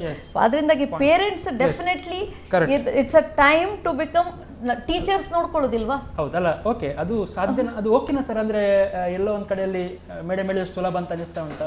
ಸುಲಭ ಅಲ್ಲ, ಎಂತ ಮಾಡೋದು, ನಮ್ಮಲ್ಲಿ ಬೇರೆ ಸೊಲ್ಯೂಷನ್ ಇಲ್ಲ. ಈಗ ಏನು ಮಾಡ್ಲಿಕ್ಕೂ ಸಾಧ್ಯ ಆಗುದಿಲ್ಲ. ಈಗ ಮನೆಯಲ್ಲಿ ಈಗ ಅವರು ಆನ್ಲೈನ್ ಟೆಸ್ಟ್ ಕೊಟ್ರೆ ಕಾಪಿ ಹೊಡಿಯೋದಿಲ್ಲ, ಇಲ್ಲಾಂದ್ರೆ ಬೇರೆ ಯಾರು ಬರೆಯುವುದಿಲ್ಲ, ಇಲ್ಲಾಂದ್ರೆ ಈಗ ಆನ್ಲೈನ್ ಕ್ಲಾಸ್ ಮಾಡಿದಾಗ ಸಹ ಮೊಬೈಲನ್ನು ಆನ್ ಮಾಡಿಕೊಂಡು ಅವ್ರು ಬೇರೆ ಕಡೆ ಹೋಗಿರ್ತಾರೆ, ಅದೆಲ್ಲ ಇರ್ತದೆ. ಆದರೆ ನಮ್ಮ ಪ್ರಯತ್ನ ಏನಂದ್ರೆ ಒಂದು ಪ್ರಾಮಾಣಿಕವಾಗಿ ಒಂದು ಮಕ್ಕಳಿಗೆ ಒಳ್ಳೇದಾಗಬೇಕಂತ ನಾವು ಪ್ರಯತ್ನಿಸೋದು. ಅದನ್ನು ಎಷ್ಟರ ಮಟ್ಟಿಗೆ ಅವರು ಉಪಯೋಗಿಸ್ಕೊಳ್ತಾರೆ ಅದು ಅವರಿಗೆ ಬಿಟ್ಟದ್ದು. ಅದು ನಾವು ಮಾತ್ರ ಅದನ್ನು ಮಾಡದೇ ಇರಬಾರ್ದು. ಮಾಡದಿದ್ರೆ ನಮ್ಮದು ತಪ್ಪಾಗ್ತದೆ. ಪ್ರಾಮಾಣಿಕರಾಗಿ ಪೇರೆಂಟ್ಸ್ ಗಳು ಇರಬೇಕು. ನೋಡಿ ಸರ್, ನಂದು ಟೀಚರ್, ಸರ್ ಪಾಠ ಮಾಡುವಾಗ ನಾನು ಕೂತು ಎಲ್ಲೋ ಏನೋ ಆಲೋಚನೆ ಮಾಡ್ತಾ ಇದ್ದದಿದ್ರೆ ನನ್ನ ಆಲೋಚನೆ ಮೇಲೆ ಸರಿಗೆ ಕಂಟ್ರೋಲ್ ಇರುತ್ತಾ? ಏನು ಮಾಡ್ಲಿಕ್ಕೆ ಇಟ್ಸ್ ಮೈ ರೆಸ್ಪಾನ್ಸಿಬಿಲಿಟಿ. ಟೀಚರ್ ಆಗಿದ್ದವರು ಚೆನ್ನಾಗಿ ಕಲಿಸೋದು, ಅವರಿಗೊಂದು ಇದು ಈ ರೀತಿ ಇದನ್ನೆಲ್ಲ ನೀವು ಕಲಿಬೇಕು, ಇದು ನಿಮ್ಮ ಜೀವನವನ್ನು ಒಂದು ಒಳ್ಳೆಯ ಒಂದು ಹಂತಕ್ಕೆ ತೆಗೆದುಕೊಂಡು ಹೋಗ್ಲಿಕ್ಕೆ ಈ ಜ್ಞಾನ ಒಳ್ಳೆ ಬೇಕು ಅಂತೇಳಿ ಹೇಳ್ಬೋದು. ಅದನ್ನು ಬಿಟ್ಟು ನಾನು ಸರ್ ಇದು ಪಾಠ ಕೇಳ್ತಾ ಇದ್ದೇನಾ, ಇಲ್ಲ ನಾನು ಫಿಲ್ಮ್ ಬಗ್ಗೆ ಆಲೋಚನೆ ಮಾಡ್ತಾ ಇದ್ದೇನಾ? Okay, so it's at the end, especially when it comes to ಈಗ ಈ ಲರ್ನ್, ಓಕೆ, ಸಾಧ್ಯವೇ ಇಲ್ಲ, ನಮ್ಗೆ ಮಕ್ಕಳು ಕಾಣೋದಿಲ್ಲ ಏನು. It's their responsibility. ಅವರ ಭವಿಷ್ಯಕ್ಕೋಸ್ಕರ ಅವರು ಕಲಿತಾ ಇರೋದು. ಸರ್, ಕ್ಲಾಸ್ ರೂಮ್ ಅಲ್ಲೇ ಏಕಾಗ್ರತೆಯನ್ನು ತರುವ ಕಷ್ಟ ಇರುವಾಗ ಒಬ್ಬ ಹುಡುಗ 200-300 ಖಂಡಿತವಾಗಿ ಕಷ್ಟ ಇರ್ತದೆ. ಆದರೆ ಇಲ್ಲಿ ಇನ್ನೊಂದು ಅಡ್ವಾಂಟೇಜ್ ಇದೆ. ಈ ಆನ್ಲೈನ್ ಕ್ಲಾಸ್ನಲ್ಲಿ ಈಗ ಒಂದು ರಿಸೋರ್ಸ್ ಪರ್ಸನ್ಸ್ ಎಲ್ಲ ಕೆಲವರು ಪ್ರಪಂಚದ ಎಲ್ಲಿ ಆ ಮೂಲೆಯಲ್ಲಿದ್ದರೂ ಕೂಡ ಅವರನ್ನು ನಾವು ಐಡೆಂಟಿಫೈ ಮಾಡಿ ಒಂದು ಪರ್ಟಿಕ್ಯುಲರ್ ಸಬ್ಜೆಕ್ಟಿಗೆ ಅವರಿಂದ ಒಂದು ಒಳ್ಳೆಯ ಕ್ಲಾಸಸ್ ಮಾಡಿದಾಗ ಒಂದು 4-5 ಕ್ಲಾಸ್ ಮಕ್ಕಳು ಅದನ್ನು ಕೇಳಿದಾಗ ಅವರಿಗೆ ಒಂದು ಒಳ್ಳೆಯ ರೀತಿಯ ಒಂದು ಅಭಿಪ್ರಾಯ ಬಂದಾಗ ನಂತರ ಆ ಕ್ಲಾಸನ್ನು ಹುಡುಕಿ ಅವರು ಬರ್ತಾರೆ. ಆ ರೀತಿ ಸಹ ಒಂದು ಅವಕಾಶ ಇದೆ. ಇದು ಒಟ್ಟಿನಲ್ಲಿ ಇದೊಂದು ಏನೋ ಒಂದು ಹೇಳ್ತೇವೆ ಟ್ರಾನ್ಸಿಷನ್ ಸ್ಟೇಜ್. ಇದರಲ್ಲಿ ಒಳ್ಳೆಯದು ಸಹ ಉಂಟು, ಬರೇ ನಾವು ಕಷ್ಟ ಮಾತ್ರ ಅಲ್ಲ, ಒಳ್ಳೆಯದು ಸಹ ಉಂಟು. ಮತ್ತೆ ಯಾವುದೇ ಮೂಲೆಯಲ್ಲಿ ಕೂತ್ಕೊಂಡು ಕೂಡ ಒಬ್ಬರು ವಿದ್ಯಾರ್ಥಿಗಳಾಗಬಹುದು, ಆಮೇಲೆ ಅವರ ವೈಯಕ್ತಿಕವಾಗಿ ಕೂಡ ಬೆಳೆಸ್ಕೊಳ್ಬಹುದು. ಒಳಗಿನ ಅವರ ಏಕಾಗ್ರತೆ ಅವರೇ ಹುಟ್ಟಾಕ್ಕೊಳ್ಬೇಕಂತ ಒಂದು ಕರೆ ಕಾಯ್ತಾ ಉಂಟು ಟೈಮಿಂಗ್. ನಮಸ್ಕಾರ. ಹಲೋ ನಮಸ್ತೆ, ಹೇಳಿ. ಇದು ಈಗ ಶಾಲೆಯಲ್ಲಿ ಒಂದೇ ದಿವಸ ಎರಡು ಬ್ಯಾಚ್ ಅಂತ ಮಾಡ್ತಾ ಅಂತ ಹೇಳ್ತಿದ್ದಾರಲ್ಲ, ಮಾಡುವ ಸಾಧ್ಯತೆ ಉಂಟು ಅಂತ ಮಾಡ್ತಾರಂತಲ್ಲ, ಮಾಡಬೇಕಾಗ್ತದೆ ಅಂತ. ಅದನ್ನೇ ಈಗ ಪ್ರತಿ ಶಾಲೆಯಲ್ಲಿ A ಮತ್ತು B ಅಂತ ಹೇಳಿ ಇರುತ್ತಲ್ಲ, ಸಣ್ಣ ಮಕ್ಕಳ ವಿಷಯದಲ್ಲಿ ನಾನು ಹೇಳುದು 1ರಿಂದ 7ರವರೆಗೆ. ಆಗ ಅವರಿಗೆ ಒಂದು ಬ್ಯಾಚಿಗೆ ಒಂದು ದಿವಸ, ಇನ್ನೊಂದು ದಿವಸ A ಕ್ಲಾಸ್ ಮತ್ತು B ಕ್ಲಾಸಿಗೆ 1 by 1 ಅಂತ ಮಾಡ್ಬೋದಲ್ಲ. ಅಂದ್ರೆ 7ನೇ ತನಕ ಅಷ್ಟೇನೊಂದು ಸೀರಿಯಸ್ ಆಗಿ ಓದುವಂತ ಏಜ್ ಕೂಡ ಅಲ್ಲಲ್ಲ. ಹೌದು, ನೀವ್ ಹೇಳಿದಾಗ ಅಂದ್ರೆ ಅವರಿಗೆ ಇವ್ರು ಹೇಳಿದಾಗೆ ಟೀಚರ್ಸ್ ಡಬಲ್ ಮಾಡ್ಲಿಕ್ಕೆ ಇಟ್ಸ್ ನಾಟ್ ಅಬೌಟ್ ಓನ್ಲಿ ಮನಿ. ಅಲ್ಲ, ಟೀಚರ್ ಸಿಗ್ಬೇಕಲ್ಲ. ಎಲ್ಲಿಂದ ಪೋಸ್ಟ್ ಗ್ರಾಜುಯೇಷನ್, ಈಗ ಸ್ಕೂಲ್ ಅಂತ ಹೇಳಿದ್ರೆ B.Ed ಆದವ್ರು ಸಿಗ್ಬೇಕು. ಅಷ್ಟು ಜನ B.Ed ಆದವರು ನಮ್ಮ ಹತ್ರ ಒಳ್ಳೆ, ಅಂದ್ರೆ ನೋಡಿ ಟೀಚರ್ ಹೇಳಿದ್ರೆ ಯಾರನ್ನೋ ಒಬ್ಬರನ್ನು ಕರ್ಕೊಂಡು ಬರ್ಲಿಕ್ಕೆ ಆಗುದಿಲ್ಲ, ಜಸ್ಟ್ ಆಗೋದಿಲ್ಲ. ಅವರಲ್ಲಿ ಒಂದು ಆ ಟೀಚರ್ ಹೇಳುವಂತ ಗುರುಗಳು ಆಗುವಂತ ಒಂದು ಯೋಗ್ಯತೆ ಇರಬೇಕು. ಅಷ್ಟು ಇರುವಂಥದ್ದು ನಮಗೆ ಅಷ್ಟು ಜನ ಸಿಗ್ತಾರಾ? ಡಬಲ್ ಜನ. ಸೊ ಮೇ ಬಿ ಇವರು ಹೇಳಿದಾಗೆ ಅಲ್ಲ ಸರ್, ಅಂದ್ರೆ ಸಣ್ಣ ಮಕ್ಕಳಿಗೆ may be it can be. ನಾವು ಗೊತ್ತಿಲ್ಲ, ಗೌರ್ಮೆಂಟ್ ಯಾರ ಹತ್ರನು ನಮ್ಮ ಹತ್ರ ಯಾರ ಹತ್ರ ಕೇಳಿಲ್ಲ ಏನಾಗ್ತಾ ಉಂಟು. ಫೀಸ್ ಕೂಡ ಡಬಲ್ ತಗೊಳ್ಬೇಕಾಗ್ಬೋದು ಅಂತ ಅನಿಸ್ತಾ ಉಂಟು. ಇಬ್ಬರು ಟೀಚರ್ಗಳನ್ನ ನೀವು ನೇಮಕ ಮಾಡೋ ಇಬ್ಬರಿಗೆ ಅದೇ ಕಾಸ್ಟ್ ಮತ್ತೆ ಪ್ರೈವೇಟ್ ಇನ್ಸ್ಟಿಟ್ಯೂಷನ್ ಅಲ್ಲಿ ನಾವು ಪೇರೆಂಟ್ಸ್ಗೆ ಹಾಕಬೇಕಾಗ್ತದೆ. ಸರ್ಕಾರದಲ್ಲಿ ಸರ್ಕಾರವೇ ಭರಿಸಿಕೊಳ್ಬೇಕಾಗ್ತದೆ. ಮತ್ತೆ ಕೆಲವೊಂದು ಸಂದರ್ಭದಲ್ಲಿ ಈಗ ಟೀಚರ್ಸ್ ಸಿಗುವುದಿಲ್ಲ ಅಂತ ನಾನು ಒಪ್ಕೊಳ್ತೇನೆ. ಕ್ವಾಲಿಟಿ ಟೀಚರ್ಸ್ ಎಲ್ಲ ಈಗ ಒಳ್ಳೆ ಇನ್ಸ್ಟಿಟ್ಯೂಷನ್ ಅಲ್ಲಿ ಕೆಲವು ಸೆಲೆಕ್ಟೆಡ್ ಟೀಚರ್ಸ್ ಎಲ್ಲ ಇರ್ತಾರೆ, ಇಲ್ಲ ಅಂತಲ್ಲ. ಆದರೆ ಎಲ್ಲ ಇನ್ಸ್ಟಿಟ್ಯೂಷನಲ್ಲಿ ಹಾಗೆ ಇರ್ತಾರೆ ಅಂತ ಹೇಳಲಿಕ್ಕೆ ಸಾಗೋದಿಲ್ಲ. ಅದಕ್ಕೆ ನಾನು ಹೇಳೋದು, ಅದಕ್ಕೆ ಇನ್ ಆರ್ಡರ್ ಟು ಸಬ್ಸ್ಟ್ಯಾನ್ಶಿಯೇಟ್ ಈ ಆನ್ಲೈನ್ ಇದೆಲ್ಲ ಕ್ಲಾಸಸ್ ಎಲ್ಲ ಉಂಟಲ್ಲ, ಅದನ್ನು ಕೂಡ ನಾವು ಪೂರೈಸಬೇಕು, ಆಗ ಒಳ್ಳೆಯದಾಗ್ತದೆ. ಮತ್ತು ನಮ್ಮದೇ ಇದರಲ್ಲಿ ಈಗ ಅನ್ಎಂಪ್ಲಾಯ್ಮೆಂಟ್ ಪ್ರಾಬ್ಲಮ್ ಕೂಡ ಜಾಸ್ತಿ ಇರುವುದರಿಂದ ಪೋಸ್ಟ್ ಗ್ರಾಜ್ಯುಯೇಟ್ಸ್ ಕೂಡ ಸಾಕಷ್ಟು ಇದ್ದಾರೆ ಈಗ, ಮೊದಲಿನ ಹಾಗೆ ಅಲ್ಲ. ಇತ್ತೀಚೆಗೆ ಒಂದು ಲಾಸ್ಟ್ 10 yearsನಿಂದ ನಾವು ಆಲ್ ಇಂಡಿಯಾ ಲೆವೆಲ್ ಎಲ್ಲ ಸ್ಟ್ಯಾಟಿಸ್ಟಿಕ್ಸ್ ಎಲ್ಲ ತಗೊಂಡ್ರೆ large number of post graduates are unemployed. ಅವರಿಗೊಂದು ಅವಕಾಶ ಕೊಟ್ಟರೆ ಅವರು ಮುಂದೆ ಒಳ್ಳೆ ಟೀಚರ್ ಆಗಿ ಪರಿವರ್ತನೆ ಆಗುವ ಚಾನ್ಸಸ್ ಇದೆ. ಅದನ್ನು ಕೂಡ ನಾವು ಪ್ರಯತ್ನ ಮಾಡ್ಬೋದು. ಹಾಗಂತೇಳಿ ಒಂದೇ ಸಲ ನಾವು ಸೇಮ್ ಸ್ಟ್ಯಾಂಡರ್ಡ್ ನಾವು ಅವರಿಂದ ನಿರೀಕ್ಷೆ ಮಾಡಲಿಕ್ಕೆ ಸಾಧ್ಯ ಇಲ್ಲ, ಅದು ಸಾಧ್ಯ ಸಹ ಇಲ್ಲ. ಹಾಗೆ ನಾವು ಅಂದ್ರೆ ಒಂದಿಷ್ಟು ಹೊಸ ಉದ್ಯೋಗಗಳು ಸೃಷ್ಟಿ ಆ ಲೆವೆಲ್ಗೆ ಇಲ್ಲ ಅಂತೇಳಿ ಪಿಯುಸಿಯಲ್ಲಿ ಕಷ್ಟ ಅಂತ ಕೆಲವು ಕೋರ್ಸ್ಗಳಲ್ಲಿ ಸಣ್ಣ ಮಕ್ಕಳು ಸಹ ನಾನು ಹೇಳೋದಿಲ್ಲ. ಯಾಕಂದ್ರೆ ಸಣ್ಣ ಮಕ್ಕಳಿಗೆ ಯಾವಾಗಲೂ ಈ ಸಣ್ಣ ಮಕ್ಕಳು ಹೇಳ್ತಾರಲ್ಲ, ಅವರಿಗೆ ಒಳ್ಳೆ ಟೀಚರ್ಸ್ಗಳು ಸಿಗುವಂತ ತುಂಬಾ ಅಗತ್ಯ. ಒಂದು ಟೀಚರ್ ಇದ್ದು ಹ್ಯಾಂಡ್ ರೈಟಿಂಗ್ ಚೆನ್ನಾಗಿಲ್ಲ ಅಂತ ಹೇಳಿದ್ರೆ ಮಕ್ಕಳ ಒಂದು ಹ್ಯಾಂಡ್ ರೈಟಿಂಗ್ ಡಿಸೈಡ್ ಆಗೋದು 1st to 5th ಸ್ಟ್ಯಾಂಡರ್ಡ್ ಒಳಗಡೆ. ಓಕೆ, ಆ ಸಮಯದಲ್ಲಿ ಟೀಚರೇ ಕರೆಕ್ಟ್ ಆಗಿ ಬರೆದಿಲ್ಲ ಅಂತ ಹೇಳಿದ್ರೆ ದಟ್ ವಿಲ್ ಬಿಕಮ್ ಯೂಶುವಲಿ ಆ ಮಗುವಿಗೂ ಸಹ ಅಭ್ಯಾಸ. ಅದರಿಂದಾಗಿ ಅಗತ್ಯ ಇಲ್ಲ ಅಂತ ಹೇಳೋದಿಲ್ಲ ನಾನು. ಒಳ್ಳೆ ಟೀಚರ್ ಬೇಕಿರೋದು ಯಾವುದೇ ಹಂತದಲ್ಲಿ ಅತಿ ಅಗತ್ಯ ಇರ್ತದೆ. But especially when we are talking about science ಅಂತೂ ತುಂಬಾ ರೀತಿಯ ನಮ್ಗೆ ಹುಡುಕಿ ತರುವುದು ಅಂತ ಕೆಲಸ. ಅದು ಮಾತ್ರ ಅಲ್ಲ, ಇದೆ ಯಾವುದು ಕಾಂಪಿಟೇಟಿವ್ ಎಕ್ಸಾಮ್ಸ್ ಇದೆ, ಆಲ್ ಇಂಡಿಯಾ ಲೆವೆಲ್ ಎಕ್ಸಾಮ್ ಬರೀಬೇಕು, ಅವರು ಬೇರೆ ಬೇರೆ ಎಕ್ಸಾಮ್ಗಳನ್ನು ಬರೀಬೇಕು. ಅದಲ್ಲದೆ ಲ್ಯಾಬ್ ಇದೆ ನೋಡಿ. ಈಗ ಒಂದು ನಮ್ಗೆ ನಿಜ ಹೇಳ್ಬೇಕಂತ ಹೇಳಿದ್ರೆ ನಮ್ಗೆ ಎಕ್ಸ್ಪರ್ಟ್ಗೆ ನಾನು ಮಾತನಾಡಿದ್ರೆ ನಮ್ಗೆ ಅಷ್ಟು ಕಷ್ಟ ಆಗ್ಲಿಕ್ಕಿಲ್ಲ. ಒನ್ ಈಸ್ ವಿ ಹ್ಯಾವ್ ನಮ್ದು ಅಂದ್ರೆ ಎಲ್ಲ ಕ್ಲಾಸ್ಗಳು ಎಕ್ವಿಪ್ಡ್ ವಿತ್ ನಾವು ನಮ್ದು ಪ್ರೊಜೆಕ್ಟರ್ಗಳಿವೆ. ಅದಲ್ಲದೆ ನಮ್ಮ ಕ್ಲಾಸ್ ರೂಮ್ಗಳು ದೊಡ್ಡದಿವೆ. We have extra class rooms. ಆದ್ರೆ ಈ ಬಾರಿ AC ಹಾಕಬಾರ್ದು ಅಂತ ಕೂಡ ಇದೆ. ಒಂದು AC ಕಳಿಸಬಾರ್ದು, ಸ್ಪ್ರೆಡ್ ಆಗುತ್ತೆ ಎನ್ನುವಂತದ್ದು ಕೂಡ ಕರೆಕ್ಟ್. ನಮ್ಮ AC ಕ್ಲಾಸ್ ರೂಮ್ಗಳು ಕಮ್ಮಿ ಆಕ್ಚುಲಿ. ನಮ್ಮ ಹತ್ರ AC ಕ್ಲಾಸ್ ರೂಮ್ ಇದೆ. V are not everything is not AC. So ನಾನು ಟಾಕಿಂಗ್ ಅಬೌಟ್ ಇನ್ ಜನರಲ್ ಅಂತ ಹೇಳಿ ಮಾತನಾಡಿದ. ಆದ್ರೆ ಹಾಗೆ ನಮ್ಮಲ್ಲಿ ತುಂಬಾ ಕ್ಲಾಸ್ ರೂಮ್ಸ್ಗಳಿವೆ ಎಕ್ಸ್ಟ್ರಾ. ಬಟ್ ಎಲ್ಲ ಕಡೆ ಆ ರೀತಿ ಕ್ಲಾಸ್ ರೂಮ್ಗಳು ಸಿಗೋದಿಲ್ಲ. So when we are talking, it is not about one institution. We have to think about ಒಂದು ಇಡೀ ಕರ್ನಾಟಕದಲ್ಲಿ ಇಲ್ಲ ಇಡೀ ದೇಶದಲ್ಲಿ ಎಷ್ಟು ಲಕ್ಷ ಮಕ್ಕಳು ಕಲಿತಾ ಇದ್ದಾರೆ. ಸೊ ಅಷ್ಟು ಜನರಿಗೆ ಅಷ್ಟು ಫೆಸಿಲಿಟಿಯನ್ನು ಕ್ರಿಯೇಟ್ ಮಾಡುವ ಬಗ್ಗೆ we need to have a very well thought process. ಈಗ ಏನಾಗಿದೆ ಹೇಳಿದ್ರೆ ಹೆಚ್ಚಿನವುಗಳು ಜಸ್ಟ್ ಅನೌನ್ಸ್ ಮಾಡಿಬಿಡುದು. ಈಗ ನಾವು ಏನ್ ಮಾಡಿದೆವು, ಲಾಕ್ಡೌನ್ ಓಪನ್ ಮಾಡಿದ್ವಿ ಆ್ಯಂಡ್ ವಿ ಸೆಡ್ ಎಲ್ಲರೂ ಇಂಥ ನಾಮ್ಸ್ಗಳನ್ನು ಪಾಲಿಸಬೇಕು ಅಂತೇಳಿ. ನಾಗೇಂದ್ರ, ನಾನು ನಿಮ್ಗೆ ಹೇಳ್ತೀನಿ, ಇಲ್ಲಿಂದ ಜಸ್ಟ್ ಒಂದು ನಂತೂರ್ ತನಕ ಹೋಗಿ ಬನ್ನಿ. ಓಕೆ, ನಿಮ್ಗೆ 100 ಫೋಟೋಸ್ ಸಿಗುತ್ತೆ. Nowhere this kind of loss ಏನು ಹೇಳಿದ್ದಾರೆ ಈ ನಾಮ್ಸ್ಗಳು ಯಾವುದು ಫಾಲೋ ಆಗದೇ ಇರೋದು. ನಮ್ಗೆ ಏನಲ್ಲ, ಒಮ್ಮೆ ಹೇಳಿಬಿಟ್ರು ಅದು ಆಗ್ತದ ಇಲ್ವಾ ಅಂತೇಳಿ ಇದ್ದದಿಲ್ಲ. ಆ ರೀತಿ ಮಾಡೋದು ಅಂತ ಹೇಳಿದ್ರೆ ಇಟ್ಸ್ ನಾನು ಆ ಬಗ್ಗೆ ಬರ್ತೇನೆ ಸರ್. ಈಗ ಪ್ರಶ್ನೆ ಇರೋದು ನಮಗೆ ಟೀಚರ್ಸ್ಗಳಿಗೆ ಮತ್ತು ಸ್ಟೂಡೆಂಟ್ಗಳಿಗೆ ಅದೊಂದ್ರೆ ಅವಿನಾಭಾವ ಸಂಬಂಧ ಇರುತ್ತೆ. ಅದನ್ನು ಬಹುಶಃ ಎಕ್ಸ್ಪ್ಲೇನ್ ಮಾಡಲಿಕ್ಕೆ ಕೂಡ ಆಗುದಿಲ್ಲ. ಇದು ನಾವು ಆನ್ಲೈನ್ ಅಂತ ಹೇಳಿದ್ರೆ ಇದು ಪರ್ಯಾಯ ಅಲ್ಲ, ಇದೊಂದು ಪ್ರೇರಕ ಅಥವಾ ಪೂರಕ ಅಂತ ಅನ್ಕೊಂಡಿದ್ದೇವೆ. ಸೊ ಇದು ಪರ್ಯಾಯ ಆಗ್ತಾ ಉಂಟು, ಆಗ್ಲೇಬೇಕು ಅಂತ ಅನಿಸ್ತಾ ಇದೆಯಾ ನಿಮ್ಗೆ ನಿಟ್ಟಿನಲ್ಲಿ? ಒಂದು ಕರೆ ಸ್ವೀಕರಿಸಿ ಆ ಬಗ್ಗೆ ಬರ್ತೇನೆ ಸರ್. ನಮಸ್ಕಾರ. ಹಲೋ, ನಮಸ್ತೆ ಮೇಡಮ್. ಹೇಳಿ. ನಮಸ್ತೆ ಮೇಡಮ್. ನಮಸ್ತೆ. ನನ್ನ ಮೊಮ್ಮಗಳು ಎಕ್ಸ್ಪರ್ಟ್ ಅಲ್ಲಿ ಕಲಿತಿದ್ಲು, 2nd year PU ಕೋಚಿಂಗ್. ಈಗ ಜುಲೈನಲ್ಲಿ ನೀಟ್ ಇದೆ ಅಂತ ಹೇಳ್ತಾ ಇದ್ದೀರಲ್ಲ, ಪ್ರಯತ್ನ ಪಟ್ಟಿ ಮನೆಯಲ್ಲಿ ಕಲಿತಾ ಇದ್ದಾರೆ, ನಿಮ್ಮ ಆನ್ಲೈನ್ ಕ್ಲಾಸ್ ಅಟೆಂಡ್ ಮಾಡ್ತಾ ಇದ್ದಾಳೆ. ಅದೇ ಡೇಟಿಗೆ ನೀಟ್ ಇದೆಯಾ ಅಂತ ಕೇಳಲಿಕ್ಕೆ ನಾನು ಮಾಡಿದ್ದೇನೆ. ಅದೇ ರೀತಿ ನೀಟ್ ಇದೆಯಾ ಅಂತ ಹೇಳಿಯಾ? ಅದೇ ಡೇಟಿಗೆ ಅಂದ್ರೆ ನಂಗೆ ಗೊತ್ತಾಗ್ಲಿಲ್ಲ. ಅವ್ರಿಗೆ ಯಾವ್ದು ಫಸ್ಟ್ PUC ಆಗಿದೆ ಅವ್ರದ್ದು? ಫಸ್ಟ್ PU ಆಗಿ ಸೆಕೆಂಡ್ ಇಯರ್ PU ನೀಟಿಗೆ ನೀಟ್ ಎಕ್ಸಾಮ್ 26 ಜುಲೈಗೆ ಅಂತ ಇದೆ ಅಲ್ಲ, ಅದೇ ತಾರೀಕಿಗೆ ನೀಟ್ ಎಕ್ಸಾಮ್ ಇದೆಯಾ ಅಂತ ಹೇಳ್ತಾ ಇದ್ದೆ. ಸದ್ಯದ ಮಟ್ಟಿಗೆ ಯಾವಾಗ ಅನೌನ್ಸ್ ಮಾಡಿದ್ದಾರೆ ಆಗ ಇದೆ ಅಂತೇಳಿಯೇ ನಾವು ಎಣಿಸ್ಬೇಕು. ಇದು ಯಾವಾಗಲೂ ವೆರಿ ಇಂಪಾರ್ಟೆಂಟ್ ಹೇಳಿದ್ರೆ ನೋಡಿ, ಮೊದಲು ಕೂಡ ಏನ್ ಮಾಡಿದ್ರು, ಈಗ 10th ಸ್ಟ್ಯಾಂಡರ್ಡ್ ಅಲ್ಲಿ ಎಕ್ಸಾಮ್ ಅಂತೇಳಿ ಅನೌನ್ಸ್ ಮಾಡಿದ ಕೂಡಲೇ ಮಕ್ಕಳು ತುಂಬಾ ಹೆದರಿ ಹೋದ್ರು, ಏನೆಲ್ಲ ರೀತಿಯ ಸ್ಟೆಪ್ ತಗೊಳ್ಳಿಕ್ಕೆ ಆಲೋಚನೆ ಮಾಡಿದ್ರು. ಯಾಕೆ?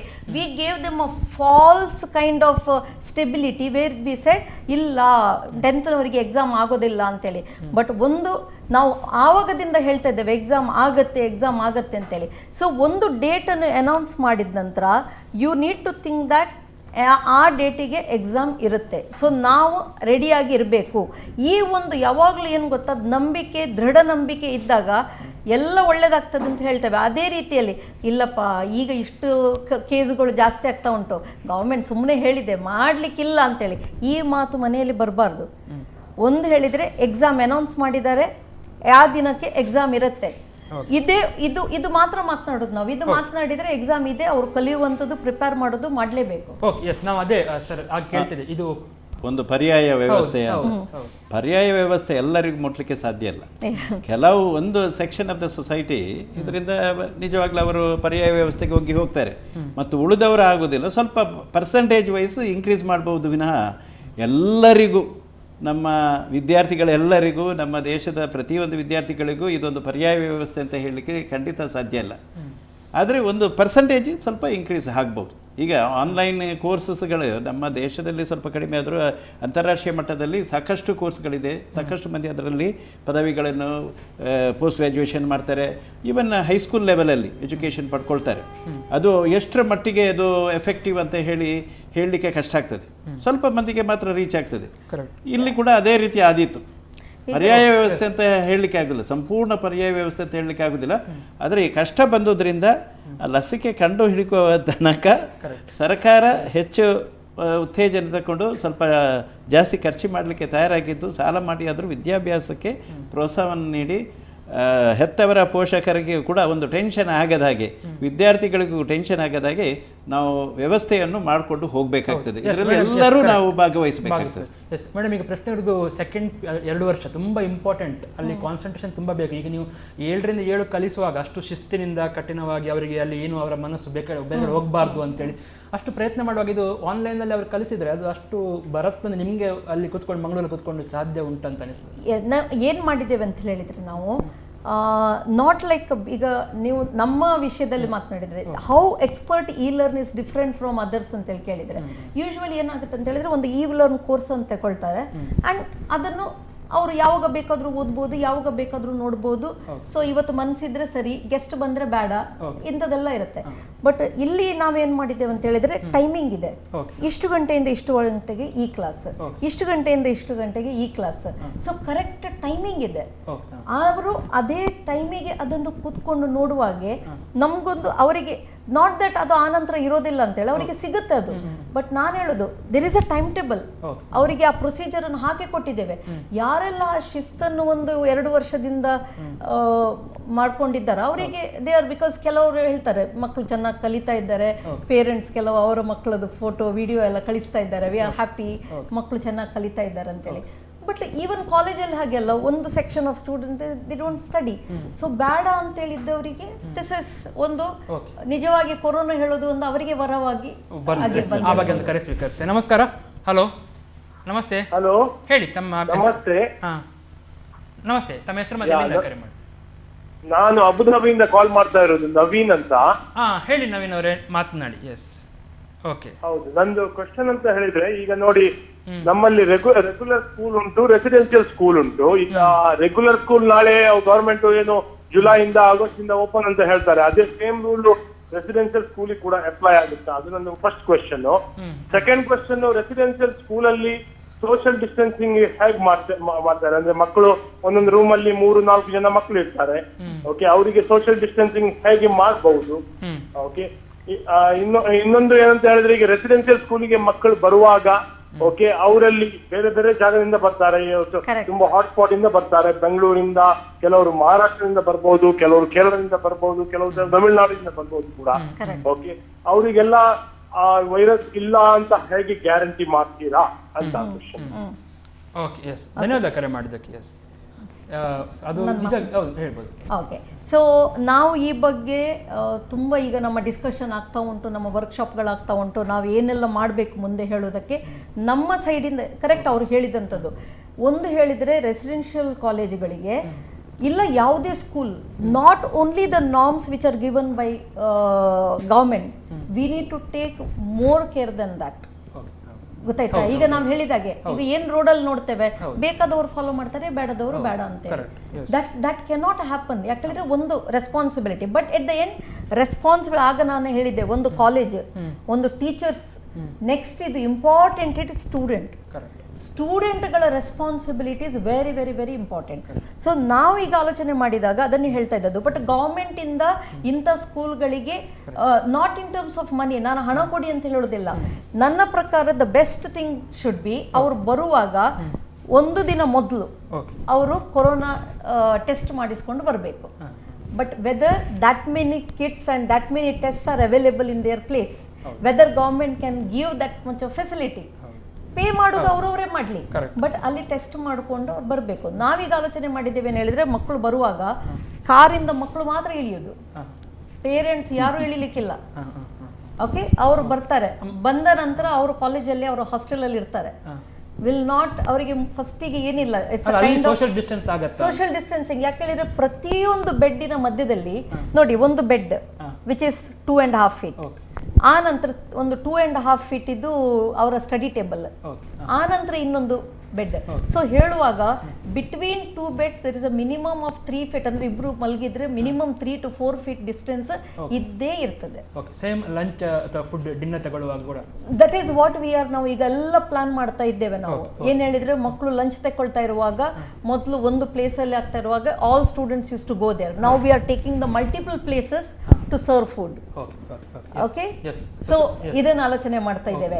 ಈವನ್ ಅವರ ಬ್ರೇಕ್ ಟೈಮ್ ಇನ್ನೇನಾಗತ್ತೆ ಅಂತ ಹೇಳಿದ್ರೆ, ನಾವು ನಮ್ಮಷ್ಟಕ್ಕೆ ನಾವು ಶಿಫ್ಟ್ ಸಿಸ್ಟಮ್ ಥಿಂಕ್ ಮಾಡ್ತಾ ಇದ್ದೇವೆ. ಇನ್ಸ್ಟೆಡ್ ಆಫ್ ಇದಲ್ಲ ನಾನು ಹೇಳೋದು, ಒಂದು ಆಲೋಚನೆ, maybe we have to start at 6:45 or 6:30 instead of. ಆ ನಂತರ ಕೆಲವು ಬ್ಯಾಚ್ಗಳನ್ನು ಬೈ 3-4 ವಿಲ್ ಫಿನಿಶ್ ಇಟ್. ಹಾಗೆ ಇನ್ನೊಂದು, so it maybe we have to stretch. But ನಮಗೆ ನಮ್ಮ ರೆಸಿಡೆನ್ಷಿಯಲ್ ಕಾಲೇಜಲ್ಲಿ, as I said, we have class rooms, double the class room. Even if I make it as a 50%, ನನಗೆ ಅಷ್ಟು class ರೂಮ್ಗಳು ನನಗೆ ಸಿಗುತ್ತೆ. ಇದೆಲ್ಲ ನಾವೆಲ್ಲ ಮಾಡ್ತಾ ಇದ್ದೇವೆ. ನಾವು ಒಂದು ವಿಡಿಯೋ ಮಾಡೋದ್ರಲ್ಲಿ ಇದ್ದೇವೆ, ಅವರು ಹಾಸ್ಟೆಲ್ ಅಲ್ಲಿ ಯಾವ ರೀತಿ ಬಿಹೇವ್ ಮಾಡಬೇಕು. ಸೊ ವೆನ್ ಸಂಬಡಿ ಇಸ್, ಈಗ ಒಬ್ರು ಫೋನ್ ತೆಗೆದ್ರು, ಅಮ್ಮನ ಹತ್ರ ಮಾತನಾಡಿದ್ರು, ಇನ್ನೊಬ್ಳು ಬಂದು ಸೀದಾ ತೆಗೆಯುವುದಲ್ಲ.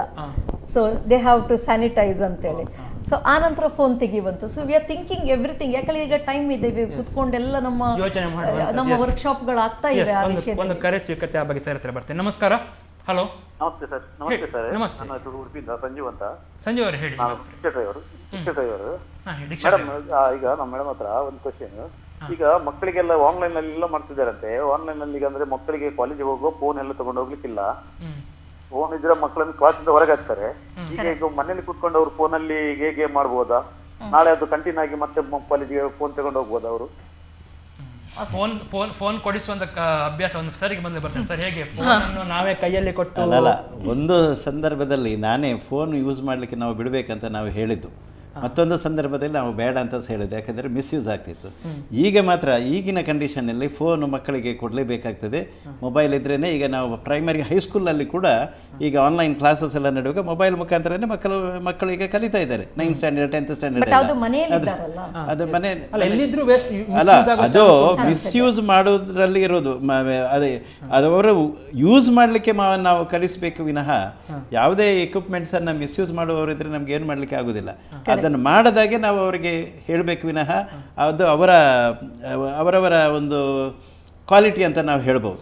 ಯಾಕೆಂತ ಹೇಳಿದರೆ ಫೋನನ್ನು ಯಾವ ರೀತಿ ಸಹ ಉಪಯೋಗಿಸ್ಕೊಳ್ಬೋದು.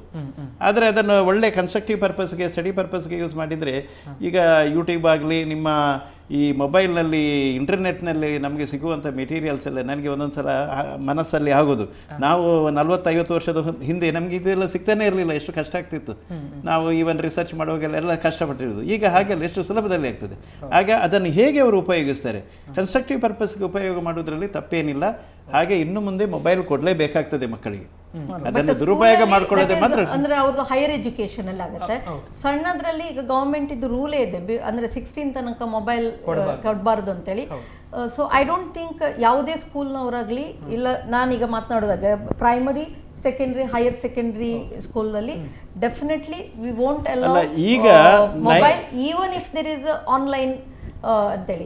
ಆನ್ಲೈನ್ ಇದೆ ಅಂತ ಹೇಳಿದ್ರೆ ಮಕ್ಕಳಿಗೆ maybe school has to provide e labs ಶಾಲೆಯಿಂದ. ಅಲ್ಲ, 9th ಮತ್ತು 10th ಸ್ಟ್ಯಾಂಡರ್ಡ್ ಮಕ್ಕಳಿಗೆ ಡಿಪಾರ್ಟ್ಮೆಂಟಲ್ ನಿಂದ ಈಗ ಕ್ಲಾಸಸ್ ನಡೀತಾ ಇದೆ.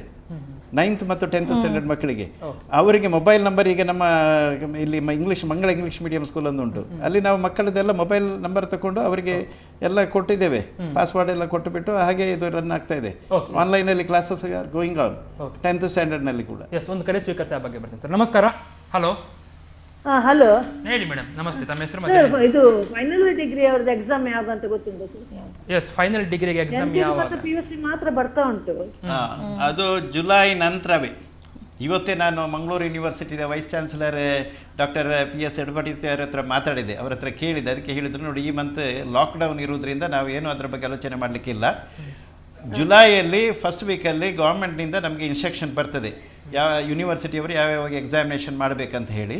ಆ ನಂತರ ನಾವು ಡಿಸೈಡ್ ಮಾಡ್ತೇವೆ. ಮತ್ತು ಎಕ್ಸಾಮಿನೇಷನ್ ಆಗುವ ಮೊದಲು ಒಂದು 10 ದಿನ ಆದರೂ ಕ್ಲಾಸ್ ಮಾಡುವ ಒಂದು ವ್ಯವಸ್ಥೆಯನ್ನು ನಾವು ಮಾಡಲಿಕ್ಕೆ ಪ್ರಯತ್ನ ಮಾಡ್ತೇವೆ. ಯಾಕೆಂದರೆ ಮಕ್ಕಳಿಗೆ ಈಗಾಗಲೇ ನಮ್ಮ ಉಷಾಪ್ರಭು ಅವರು ಹೇಳಿದ ಹಾಗೆ ಮಕ್ಕಳಿಗೆಲ್ಲ ಮರ್ತೋಗಿರ್ತದೆ. ಪುನಃ ಒಂದು ಸಲ ಅವರಿಗೆ ಬ್ರಷ್ ಮಾಡೋದಿದ್ದರೆ ಪುನಃ ಬರೀಲಿಕ್ಕೆ ಆಗೋದಿಲ್ಲ. ಅದಕ್ಕೋಸ್ಕರ ಒಂದು 10 ದಿನ ಆದರೂ ಕ್ಲಾಸ್ ಮಾಡಿ ನಂತರ ಎಕ್ಸಾಮಿನೇಷನ್ ಕಂಡಕ್ಟ್ ಮಾಡುವಾಗ ನಾವು ಅರೇಂಜ್ಮೆಂಟ್ ಮಾಡ್ತಿದ್ದೇವೆ ಅಂತ ಹೇಳಿ ಮಂಗಳೂರು ಯೂನಿವರ್ಸಿಟಿಯ ವೈಸ್ ಚಾನ್ಸಲರ್ ಇವತ್ತು ಸಾಯಂಕಾಲ 4:15 ಗಂಟೆಗೆ ನಾನು ಮಾತಾಡಿದ್ದೆ, ಅವರ ಹತ್ರ ಮಾತಾಡಿ ಇಲ್ಲಿ ಬಂದದ್ದು ನಾನು. ಹಾಗೆ ಓಕೆ, ಎಸ್. ಸೊ ಕ್ಲಿಯರ್ ಉತ್ತರ ಸಿಕ್ಕಿದೆ ಅಂತ ಅನ್ಕೊಂಡಿದ್ದೇವೆ. ಬಟ್ ಅವರು ನಾಗೇಂದ್ರ ಇವರು ಇದ್ದಾರಲ್ಲ, ಈ ದೊಡ್ಡ ಮಕ್ಕಳು ಯಾರು ಕಾಲೇಜಲ್ಲಿ ಇದ್ದಾರೆ, ಇಂಜಿನಿಯರಿಂಗ್ ಕಾಲೇಜ್, ಡಿಗ್ರಿ ಕಾಲೇಜ್, ಅವರಿಗೆ ನಿಜ ಹೇಳ್ತಾನೆ ಈ ಸಮಯ ಏನಿದೆ ಇಟ್ಸ್ ನಾಟ್ ಅ ವೇಸ್ಟ್.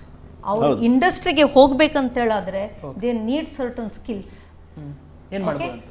ಅವರು ಆ ಸ್ಕಿಲ್ ಅನ್ನು ಡೆವಲಪ್ ಮಾಡ್ಕೊಳ್ಳಿಕ್ಕೆ ಎಲ್ಲ ರೀತಿಯ ಫೆಸಿಲಿಟಿ ಅವರಿಗೆ, ಅವರು ಜಸ್ಟ್ ಯಾವುದೇ ಒಂದು ಯೂಟ್ಯೂಬನ್ನು ಓಪನ್ ಮಾಡಿದರೆ ಅದರಲ್ಲಿ ಹಲವಾರು ರೀತಿಯ ಅವರಿಗೆ ಹೆಲ್ಪ್ ಸಿಗುತ್ತೆ. ಇಲ್ಲ ಅಂತ ಹೇಳಿದ್ರೆ ಕೋರ್ಸ್ಗಳಿವೆ where they can make themselves ready for the. ಹೇಳಿದ್ರೆ ಇಂಥ ಅವ್ರು, ನಾನು ನಿಜ ಹೇಳುದು, ಏನಾದರೂ ನೆಗೆಟಿವ್ ಅಲ್ಲಿ ಪಾಸಿಟಿವ್ ನೋಡೋದು ಅಂತ ಹೇಳಿದ್ರೆ ಯಾವುದೇ ಅಲ್ವಾ ಸರ್, ಯಾವ ಮಕ್ಕಳಿಗೂ ಇಂಥ ಸ್ಕೋಪ್ ಸಿಕ್ಕಿರ್ಲಿಕ್ಕಿಲ್ಲ. ಎಲ್ಲರೂ ಓದಿ ಓದಿ ಓದಿ ಓದಿ ಓದಿ ಓದಿ ಇಂಟರ್ವ್ಯೂಗೆ ಆಗುವಾಗ ಏನು ಮಾಡ್ಲಿಕ್ಕೆ ಗೊತ್ತಿಲ್ಲದಂಥ ಮಕ್ಕಳಿದ್ದಾರೆ, ಮಾತನಾಡ್ಲಿಕ್ಕೆ ಗೊತ್ತಿಲ್ಲದವರು. ಅವರಿಗೂ ಕೂಡ ಈಗ ಇವತ್ತು ವೇರ್ ದೇ ಸ್ಟ್ಯಾಂಡ್ ಅಂತೇಳಿ ಗೊತ್ತಿದೆ.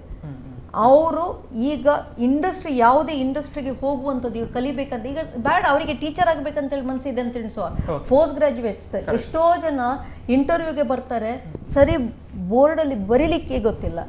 ಇಷ್ಟು ಸಣ್ಣಕ್ಕೆ ನಾನು ಎಷ್ಟೋ ಜನರನ್ನು ಕರಿತೇನೆ, ಇಲ್ಲಿ ಬಾ, ಇಲ್ಲಿ ನಿಂತ್ಕೊಳ್ಳಿ, ನೀವು ಸ್ಟೂಡೆಂಟ್ ಆಗಿದ್ರೆ ನಿಮ್ಗದು ಬೋರ್ಡಲ್ಲಿ ಕಾಣಿಸುತ್ತಾ ಅಂತೇಳಿ. ಸೊ ಅವ್ರಿಗೆ ಏನಿಲ್ಲ, ಒಂದು ಬ್ಲ್ಯಾಕ್ ಬೋರ್ಡ್ ಅನ್ನು ಸಿಗುತ್ತೆ, ಎಲ್ಲೂ ಸಿಗುತ್ತೆ. ಈಗ ಬೋರ್ಡ್ ಎಲ್ಲ ಸಿಗೋದಿಲ್ಲ ಅಂತ ಹೇಳಿಲ್ಲ. ಟೀಚರ್ ಆಗ್ಬೇಕಂತ ಹೇಳಿದ್ರೆ ಬರ್ದು ಅಭ್ಯಾಸ ಮಾಡೋದು, ದೂರ ಹೋಗಿ ನಿಂತು ನೋಡೋದು, ನಾನು ಬರ್ದದ್ದು ಹೇಗಿದೆ ಅಂತ ಹೇಳಿ ಒಂದಿಷ್ಟು ಅಪ್ಡೇಟ್ ಮಾಡುವಂಥದ್ದು ಮಾಡ್ಲಿಲ್ಲ. ದಿನಗಳು ಹೇಗೆ ಬರ್ತವೆ ಅಂತ ಹೇಳಿದ್ರೆ if you are good you will survive, otherwise ಏನು ಇಲ್ಲದೆ ಆಗುವಂಥದ್ದು. ಕರೆ ಕಾಯ್ತಾ ಸರ್. ಮೇಡಮ್ ನಮಸ್ಕಾರ. ಹಲೋ. ಹಲೋ, ಹೇಳಿ ಮೇಡಮ್, ಹೇಳಿ. ಇದು ನಾನು ನೆಕ್ಸ್ಟ್ ಇಯರ್ ಕಾಲೇಜ್ ಚೇಂಜ್ ಮಾಡ್ತೇನೆ ಅಂತ ಒಂದು ಆಪ್ಷನ್ ಇಟ್ಟಿದ್ದೆ. ಅದು ಈಗ ರೀಸೆಂಟ್ಲಿ ಆನ್ಲೈನ್ ಅಂತ ಉಂಟಲ್ಲ, ಸೊ ನನಗೆ ಅದು ಆಪ್ಷನ್ ಸಿಗ್ತದಾ ಅಂತ ಡೌಟ್.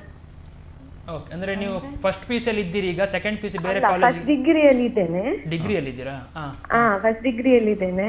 ಅದು ನೆಕ್ಸ್ಟ್ ಇಯರ್ ಕಾಲೇಜ್ ಚೇಂಜ್ ಮಾಡ್ತೇನೆ ಅಂತ ಇದ್ದೆ. ಈಗ ಆನ್ಲೈನ್ ಅಂತ ಹೇಳಿದ್ರೆ ಇದು ಆಪ್ಷನ್ ಇರ್ತದಾ, ಅಂದ್ರೆ ಲೈಕ್ ಆಚೆ ಈಚೆ ಹೋಗ್ಲಿಕ್ಕೆ ಅಂದ್ರೆ ಅಂತ ಫೆಸಿಲಿಟಿ ಇದೆಯಾ? ಅಂತ ಫೆಸಿಲಿಟಿ ಈಗ ಇಲ್ಲ.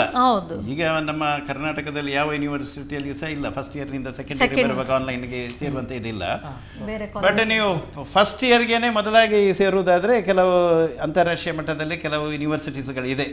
ಡಿಗ್ರಿಯನ್ನು ಆನ್ಲೈನಲ್ಲೇ ಮಾಡ್ಲಿಕ್ಕೆ ಆಗ್ತದೆ, ಪೋಸ್ಟ್ ಗ್ರಾಜುಯೇಷನ್ ಅಲ್ಲೇ ಕೂಡ ಆನ್ಲೈನಲ್ಲೇ ಮಾಡ್ಲಿಕ್ಕೆ ಆಗ್ತದೆ. ಅಲ್ಲ ಅಂದ್ರೆ ಅವರು ಆನ್ಲೈನ್ ಇದ್ದದ್ರಿಂದಾಗಿ ಬೇರೆ ಕಾಲೇಜಿಗೆ ಹೋಗ್ಲಿಕ್ಕೆ ಆಗ್ತತ್ತ ಈಗ ಚೇಂಜ್ ಮಾಡ್ಲಿಕ್ಕೆ ಅಂತೇಳಿ ಇಲ್ಲ ಇಲ್ಲ ಅದಾಗೋದಿಲ್ಲ, ಈಗ ಆಗೋದಿಲ್ಲ. ಅಲ್ಲ, ರೆಗ್ಯುಲೇಷನ್ಸ್ ಚೇಂಜ್ ಮಾಡ್ಬೋದು. ರೆಗ್ಯುಲೇಷನ್ಸ್ ಸರ್ಕಾರ ನಾಳೆ ಹೇಳಿದ್ರೆ, ಈಗ ಸೆಂಟ್ರಲ್ ಗೌರ್ಮೆಂಟ್ನಲ್ಲಿ ಒಂದು ರೆಕಮೆಂಡೇಶನ್ ಮಾಡಿದ್ದಾರೆ, ಈ ಸಲ ಫಸ್ಟ್ ಇಯರ್ ಸೆಕೆಂಡ್ ಇಯರ್ ಡಿಗ್ರಿಗೆ ಎಕ್ಸಾಮಿನೇಷನ್ ಬೇಡ, ಫೈನಲ್ ಇಯರ್ಗೆ ಅವರಿಗೆ ಮಾತ್ರ ಮಾಡೋದು ಸಾಕು, ಮತ್ತು ಅವರನ್ನು ಸ್ಟೇಜಸ್ ವೈಸ್ ಫಸ್ಟ್ ಇಯರ್ನವರಿಗೆ ಸೆಕೆಂಡ್ ಇಯರ್ನವರಿಗೆ ಮಾಡಬಹುದು ಅಂತ ಒಂದು ರೆಕಮೆಂಡೇಶನ್ ಕೂಡ ಬಂದಿದೆ. ಅದು ಸರ್ಕಾರದ ಆದೇಶ ಥರ ಮಾಡಬೇಕಾಗ್ತದೆ. ಈಗ ಮಂಗಳೂರಿನಲ್ಲಿ ಕೂಡ ಈಗ ಗೌರ್ಮೆಂಟ್ ಆಫ್ ಕರ್ನಾಟಕ ನಾಳೆ ಹೇಳಿದರೆ, ನೀವು ಫೈನಲ್ ಇಯರ್ಗೆ ಮಾತ್ರ ಎಕ್ಸಾಮಿನೇಷನ್ ಕಂಡಕ್ಟ್ ಮಾಡಿ, ಅವರಿಗೆ ಹೈಯರ್ ಸ್ಟಡೀಸ್ ಹೋಗಲಿಕ್ಕೆ ಬಿಡಿ, ಮತ್ತು ಫಸ್ಟ್ ಇಯರ್ ಸೆಕೆಂಡ್ ಇಯರ್ಗೆ ಈಗ ಎಕ್ಸಾಮಿನೇಷನ್ ಮಾಡಬೇಡಿ, ಸೆಪ್ಟೆಂಬರ್ ನಂತರ ಸ್ಟೇಜ್ ಬೈ ಸ್ಟೇಜ್ ಮಾಡಿ ಅಂತ ಹೇಳಿದರೆ ಮಾಡಲೇಬೇಕಾಗ್ತದೆ. ಹಾಗೆ ಅಲ್ವಾ? ಕರೆಕ್ಟ್, ಹೌದು. ಎಸ್, ಇನ್ನೊಂದು, ಈಗ ಮಾಸ್ಕ್ ಧರಿಸಿಕೊಂಡು ಅಥವಾ ಸ್ಯಾನಿಟೈಸರ್ ಹಾಕಿಕೊಂಡು ಕ್ಲಾಸ್ ರೂಮಲ್ಲಿ ಕುತ್ಕೊಂಡು ಕಲಿಯುವುದು ಅದು ಸಾಧ್ಯನಾ, ಅಥವಾ ಮಾಸ್ಕ್ ಬೇಡ ಅಂತ ಕ್ಲಾಸ್ ರೂಮಿಗೆ ಒಳಗೆ ಬಂದ ಮೇಲೆ ಮಾಸ್ಕ್ ಬೇಡ ಅಂತ ಅನಿಸ್ತಾ ಉಂಟು ಮೇಡಮ್ ನೆಕ್ಸ್ಟ್ ಸ್ಟಾರ್ಟ್ ಆದ ನಂತರ ಕ್ಲಾಸ್? ಸದ್ಯದ ಮಟ್ಟಿಗೆ ನಾವು ಆಲೋಚನೆ ಮಾಡ್ತಾ ಇರುವಾಗ V are thinking about all those norms, ಏನೆಲ್ಲ ಬರ್ಬೋದು ಅದನ್ನು ಫಾಲೋ ಮಾಡಲೇಬೇಕು ಅಂತೇಳಿ. ಕಂಫರ್ಟ್ ಮತ್ತು ಆ್ಯಕ್ಚುಲಿ ಕಷ್ಟ ಇರೋದು ಲೆಕ್ಚರರ್ಸಿಗೆ, ಆ ಮಾಸ್ಕ್ ಹಾಕ್ಕೊಂಡು ಕಂಟಿನ್ಯೂಸ್ ಮಾತನಾಡಲಿಕ್ಕೆ. ಯಾಕಂದರೆ ಮಕ್ಕಳಾದರೂ ಕೇಳೋದು ಬರೆಯೋದು, ಇಲ್ಲಿ ಹಾಗೆಲ್ಲ ಕಂಟಿನ್ಯೂಸ್ ಮಾತನಾಡ್ತಾ ಇದ್ದ ಹಾಗೆ there is a heat which will generate. Okay, ಅವರಿಗೆ ಆಕ್ಸಿಜನ್ ಕರೆಕ್ಟ್ ಸಿಗದೇ ಇದ್ದದ್ದು ಅಂತೇಳಿ ನಾವು ಏನು ಮಾಡ್ತೀವಿ ಗೊತ್ತಾ, ಎಲ್ಲವನ್ನು ನಾವು ಮಕ್ಕಳ ದೃಷ್ಟಿಯಲ್ಲಿ ಮಾತ್ರ ನೋಡ್ತಾ ಇದ್ದೇವೆ. ಟೀಚರ್ಸ್ ದೃಷ್ಟಿಯಲ್ಲಿ ನೋಡುವಂಥದ್ದು ಕೂಡ ತುಂಬ ಅಗತ್ಯ. ಸೊ ಯಾಕಂದ್ರೆ ಅವ್ರದ್ದು ಕೂಡ ಜೀವವೇ. ಓಕೆ, ಸೊ ಈಗ ಏನಾಗುತ್ತೆ ಅಂತ ಹೇಳಿದ್ರೆ, ಮಾಸ್ಕ್ ಹಾಕಿದಾಗ ಒಂದು ಮಕ್ಕಳಿಗೆ, ಇನ್ನೊಂದು ಟೀಚರ್ಸಿಗೆ. ಈಗಿನ ಥಿಂಕಿಂಗ್ ಪ್ರಕಾರ ಮಾಸ್ಕ್ ಹೇಳೋದು it has to be compulsory. ಯಾಕೆ ಹೇಳಿದ್ರೆ ಮಕ್ಕಳು ಎಷ್ಟು ಹೇಳಿದ್ರು ಕೂಡ ನಾವು ಆ ಕಡೆ ನೋಡುವಾಗ, ಬಿಕಾಸ್ ನಮ್ಗೆ ಗೊತ್ತಿದೆ, ಈಗ ಸಾಧಾರಣ ನಾನು ನೋಡಿದ ಪಕ್ಕ ತುಂಬ ಸ್ಕೂಲಲ್ಲಿ ಕಾಲೇಜಿಗೆ ಹೋಗಿದ್ದೇನೆ ನಾನು. ನನ್ನ PhD ಮಾಡಿದಾಗ ಒಂದು 30 ಕಾಲೇಜ್, ಇಂಜಿನಿಯರಿಂಗ್ ಕಾಲೇಜುಗಳನ್ನು ನಾನು ವಿಸಿಟ್ ಮಾಡಿದ್ದೇನೆ. They almost follow on each other. ಹತ್ರ ಇರೋದು, ಹೀಗೆ ಇಟ್ಕೊಂಡಿರೋದು, ನೀವು ಎಷ್ಟು ಹೇಳಿದ್ರು ಮಕ್ಕಳು ಅದನ್ನು ಫಾಲೋ ಮಾಡ್ತಾರ ಅಂತೇಳಿ. ಆ ಟೈಮಲ್ಲಿ ಅಟ್ಲೀಸ್ಟ್ ಮಾಸ್ಕ್ ಕ್ಯಾನ್ ಪ್ರೊಟೆಕ್ಟ್. ಆದರೆ ಮಾಸ್ಕ್ ಅನ್ನೇ ತಮಾಷೆಗೆ ಅದನ್ನು ಗೇಲಿ ಮಾಡ್ಲಿಕ್ಕೆ ಅದನ್ನು ಅಡಗಿಸಿಡುವುದು ಅಥವಾ ಎಕ್ಸ್ಚೇಂಜ್ ಮಾಡೋದು, ಅದೇ ನಾನು ಹೇಳುದು. ಇಲ್ಲಿ ಮಕ್ಕಳು ನಾವೇನ್ ಎಣಿಸಿದ್ದೇವೆ ಹೇಳಿದ್ರೆ, ಅವರನ್ನು ವಾಪಸ್ ಕರೆಯುವ ಮೊದಲು ಒಂದು ಓರಿಯೆಂಟೇಷನ್ ಮಾಡ್ತೇವೆ. ಸೊ ಓರಿಯೆಂಟೇಷನ್ ಅನ್ನು ಅವರು ಸ್ಟ್ರಿಕ್ಟ್ ಆಗಿ ಅರ್ಥ ಮಾಡ್ಕೊಳ್ಬೇಕು, ಪೇರೆಂಟ್ಸ್ ಅವರಿಗೆ ಹೇಳಬೇಕು, ತಿಳಿಸ್ಬೇಕು. ಅದರ ನಂತರ ಸಹ ಮುಂದೆ ಏನಾದರೂ ಆದ್ರೆ ಇಟ್ ಈಸ್, ಈಗ ನೋಡಿ, ಈಗ ನಮ್ಮ ದೇಶದಲ್ಲಿ ಕೂಡ ಏನಾಗ್ತಾ ಇದೆ ಹೇಳಿದ್ದಾರೆ, ಎಲ್ಲ ನಾರ್ಮ್ಸ್ ಇದೆ. ಈಗ ಎಷ್ಟು ಜನ ಸಾಯ್ತಾ ಇದ್ದಾರೆ ವರ್ಲ್ಡ್ ಅಲ್ಲಿ, ಅದರಲ್ಲಿ at least 50%. Nagendra, don't you think that it is not by following the norms?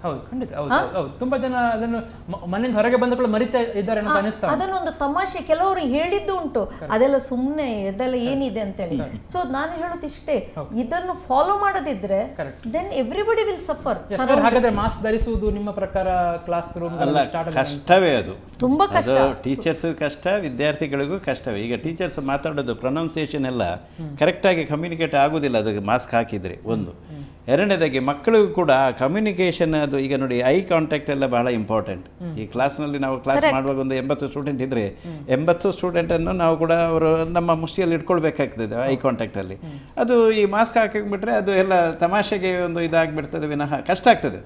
ಅಲ್ಲ, ಲಾಂಗ್ ರನ್ನಲ್ಲಿ ಮತ್ತೆ ಅಭ್ಯಾಸ ಆಗಿ ಏನಾದರೂ ಮಾಡಬಹುದು, ಆದರೆ ಯಾಕೆಂದರೆ ಕೆಲವು certain things we have to accept it. ಸದ್ಯದ ಪರಿಸ್ಥಿತಿಯಲ್ಲಿ ಡಿಫಿಕಲ್ಟ್. ಆಮೇಲೆ ಹೆಲ್ತ್ ಹಾಳಾಗುವ ಚಾನ್ಸಸ್ ಕೂಡ ಇದೆ. ಈಗ ಟೀಚರ್ಸ್ದೇ ಹೆಲ್ತ್ ಹಾಳಾಗ್ತದೆ. ಯಾಕೆಂದರೆ 3-4 ಗಂಟೆ ಕಂಟಿನ್ಯೂಸ್, ಈಗ ಪ್ರೈಮರಿ ಸ್ಕೂಲ್ ಹೈಸ್ಕೂಲಲ್ಲೆಲ್ಲ 6 ಗಂಟೆ ಕ್ಲಾಸ್ ಮಾಡ್ತೇವೆ, ಮಾಸ್ಕ್ ಮೈ ಇಟ್ಕೊಂಡು ಕ್ಲಾಸ್ ಮಾಡ್ತಾ ಇದ್ದರೆ ಅವರಿಗೆ ಸರಿಯಾಗಿ ಆಕ್ಸಿಜನ್ ಅವರಿಗೆ ಸಿಗಲಿಕ್ಕೆ ಇಲ್ಲ. 2-3 ತಿಂಗಳಲ್ಲಿ ದೇ ಮೇ ಫಾಲ್ ಸಿಕ್. ಒಂದು ಕರೆ ಸ್ವೀಕರಿಸಿದ ಬಗ್ಗೆ ಬರ್ತೀನಿ. ನಮಸ್ಕಾರ. ಹಲೋ. ಹಲೋ, ಹೌದು, ಹೇಳಿ ಮೇಡಮ್, ತಮ್ಮ ಹೆಸರು ಮತ್ತೆ ಎಲ್ಲಿಂದ ಕರೆ? I'm a parent. My daughter is preparing for NEET exam on July. Hello. ಕೇಳಿಸ್ತಾ ಉಂಟು, ಹೇಳಿ. Hello. Yeah. My daughter is preparing for the NEET exam on July.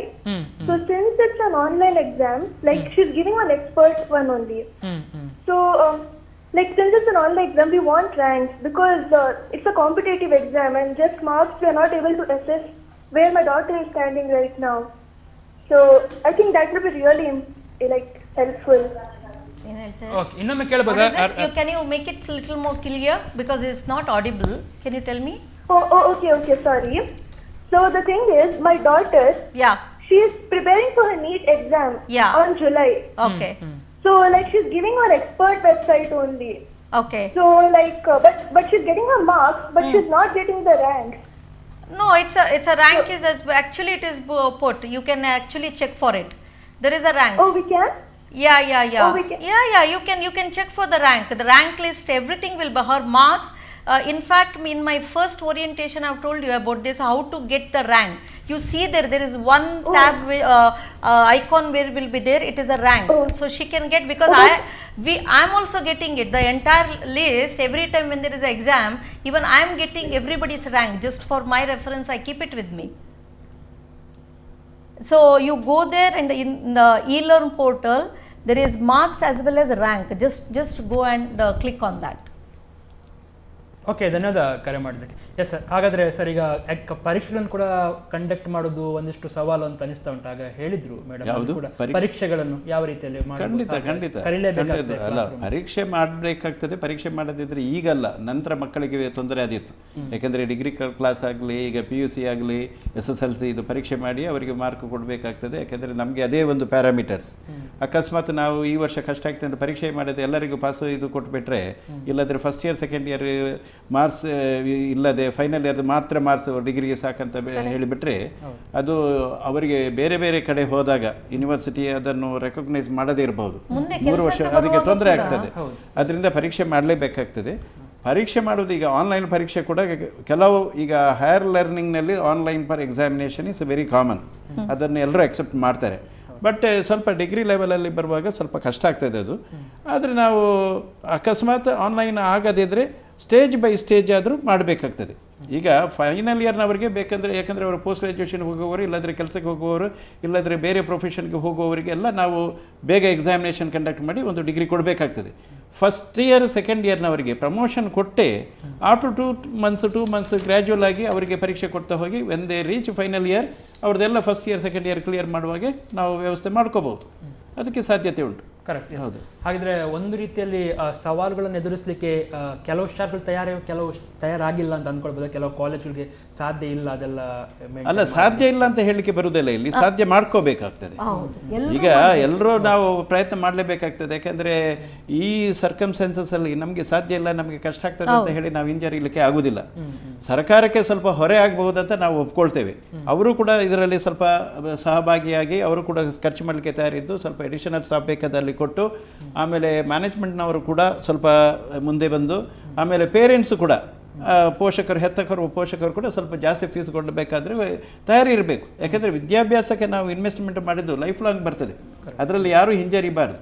ಈಗ ಏನಾಗ್ತದೆ ಅಂತ ಹೇಳಿದರೆ, ಕೆಲವೊಂದು ಸಂದರ್ಭದಲ್ಲಿ ಸರ್ಕಾರದವರು ಕೂಡ ಈಗ ಪ್ರೈಮರಿ ಸ್ಕೂಲು, ಹೈಸ್ಕೂಲ್ ಇದರಲ್ಲೆಲ್ಲ ಅವರು ಘೋಷಣೆ ಮಾಡ್ತಾಯಿದ್ದಾರೆ, ನೀವು ಫೀಸ್ ಕಟ್ಟಬೇಡಿ, ಅದು ಕಟ್ಟಬೇಡಿ, ಇದು ಕಟ್ಟಬಿಡಿಬೇಡಿ ಅಂತೇಳಿ.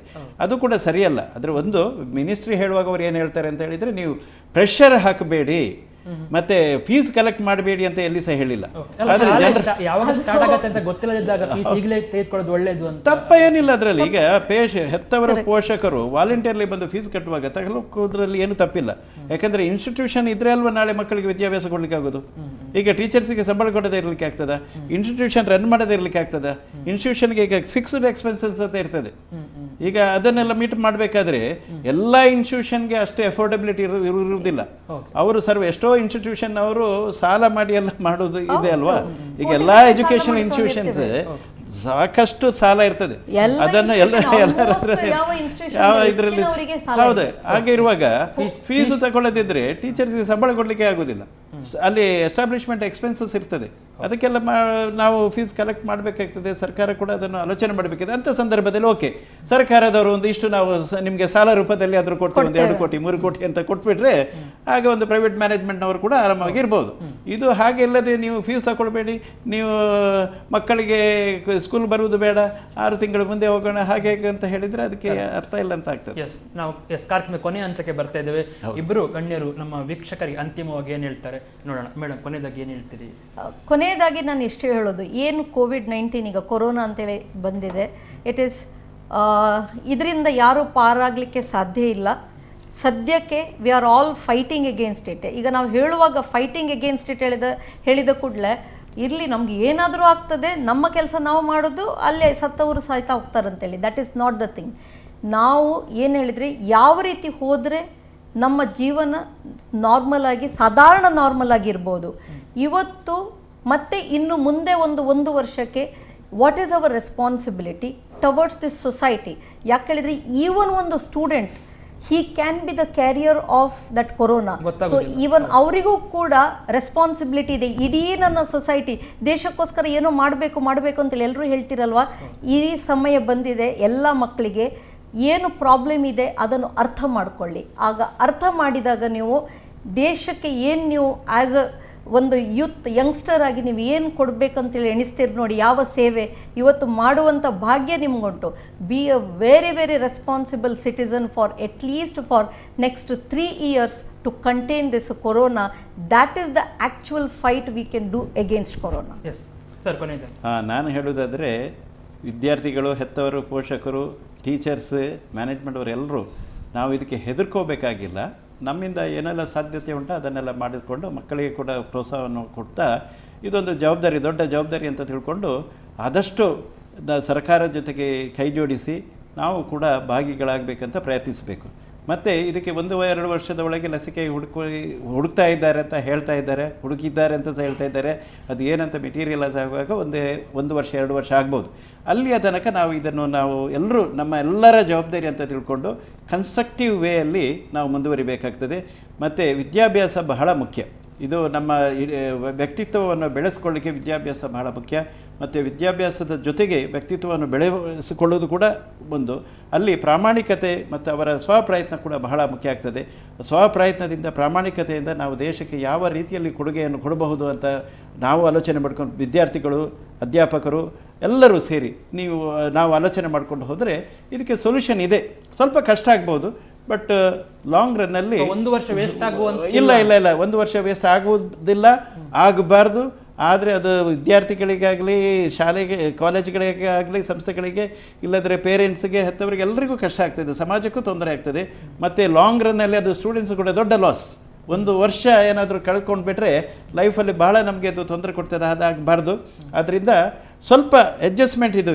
ಈಗ 3 months 6 months ಮತ್ತು ಅದನ್ನು ಸ್ಟೇಜಸ್ ಇದರಲ್ಲಿ ಏನೋ ಮಾಡಿ ರಿಕ್ವೈರ್ಮೆಂಟ್ಸನ್ನು ಫುಲ್ಫಿಲ್ ಮಾಡಿ ಯಾವುದೇ ಸಂದರ್ಭದಲ್ಲಿ 1 ವರ್ಷ ವೇಸ್ಟ್ ಆಗದಾಗೆ ನಾವೆಲ್ಲರೂ ಪ್ರಯತ್ನ ಮಾಡಬೇಕು. ಎಲ್ಲರೂ ಅದರಲ್ಲಿ policy makers, teachers, administrators, students ಎಲ್ಲರೂ, ಹೆತ್ತವರು, ಪೋಷಕರು ಎಲ್ಲ ಅದಕ್ಕೆ ಬೇಕಾದ ತಯಾರಿಯನ್ನು ನಾವು ಮಾಡ್ಕೋಬೇಕು. ಮತ್ತು ಇದೊಂದು ಒಳ್ಳೆಯ ಅವಕಾಶ ಕೂಡ. ಈಗಾಗಲೇ ನಮ್ಮ ಉಷಾಪ್ರಭು ಅವರು ಹೇಳಿದಾಗೆ ವಿದ್ಯಾರ್ಥಿಗಳು ಈ ಸಂದರ್ಭದಲ್ಲಿ ನಮ್ಮ ವ್ಯಕ್ತಿತ್ವ ಬೆಳವಣಿಗೆ ನಾವು ಯಾವ ರೀತಿಯಲ್ಲಿ ನಾವು ಬೆಳೆಸ್ಕೊಳ್ಬಹುದು, ಯಾವ ರೀತಿಯಲ್ಲಿ ಪ್ರಯತ್ನ ಮಾಡಬಹುದು, ಈ ಸಿಕ್ಕಿದ ಅವಕಾಶಗಳನ್ನು ಉಪಯೋಗಿಸಿಕೊಂಡು ಈಗಾಗಲೇ ಈ ಡಿಜಿಟೈಸೇಷನ್ ಮತ್ತು ಆನ್ಲೈನ್ ಮತ್ತು ಯೂಟ್ಯೂಬ್, ಸೋ ಮೆನಿ ವೆಬ್ಸೈಟ್ ಅದೆಲ್ಲ ಹೋಗಿ ನೀವು ಅದನ್ನು ಸರಿಯಾಗಿ ಉಪಯೋಗಿಸಿಕೊಂಡು ಒಳ್ಳೆಯ ರೀತಿಯಲ್ಲಿ ಬೆಳೆಸ್ಕೊಂಡು ಒಳ್ಳೆಯ ಒಂದು ಸನ್ಮಾರ್ಗದಲ್ಲಿ ಒಂದು ಒಳ್ಳೆಯ ಪ್ರಜೆ ಆಗಲಿಕ್ಕೆ ಪ್ರಯತ್ನ ಪಡಬೇಕಂತ ನಾನು ವಿದ್ಯಾರ್ಥಿಗಳಿಗೆ ಹೇಳ್ತೇನೆ. ಕೊನೆಯದಾಗಿ ಮೇಡಮ್, ಒಂದು ಅಂದರೆ ಆರೋಗ್ಯ ಮತ್ತು ಶಿಕ್ಷಣಕ್ಕೆ ಯಾವುದು ಮುಖ್ಯ ಅಂತ ಹೇಳಿ ತುಂಬ ಜನ ಪೇರೆಂಟ್ಸ್ಗಳು ಆರೋಗ್ಯವನ್ನು ಆಪ್ಟ್ ಮಾಡ್ತಾರೆ, ನಿಮ್ಗೆ ಅನಿಸೋದಿಲ್ವಾ?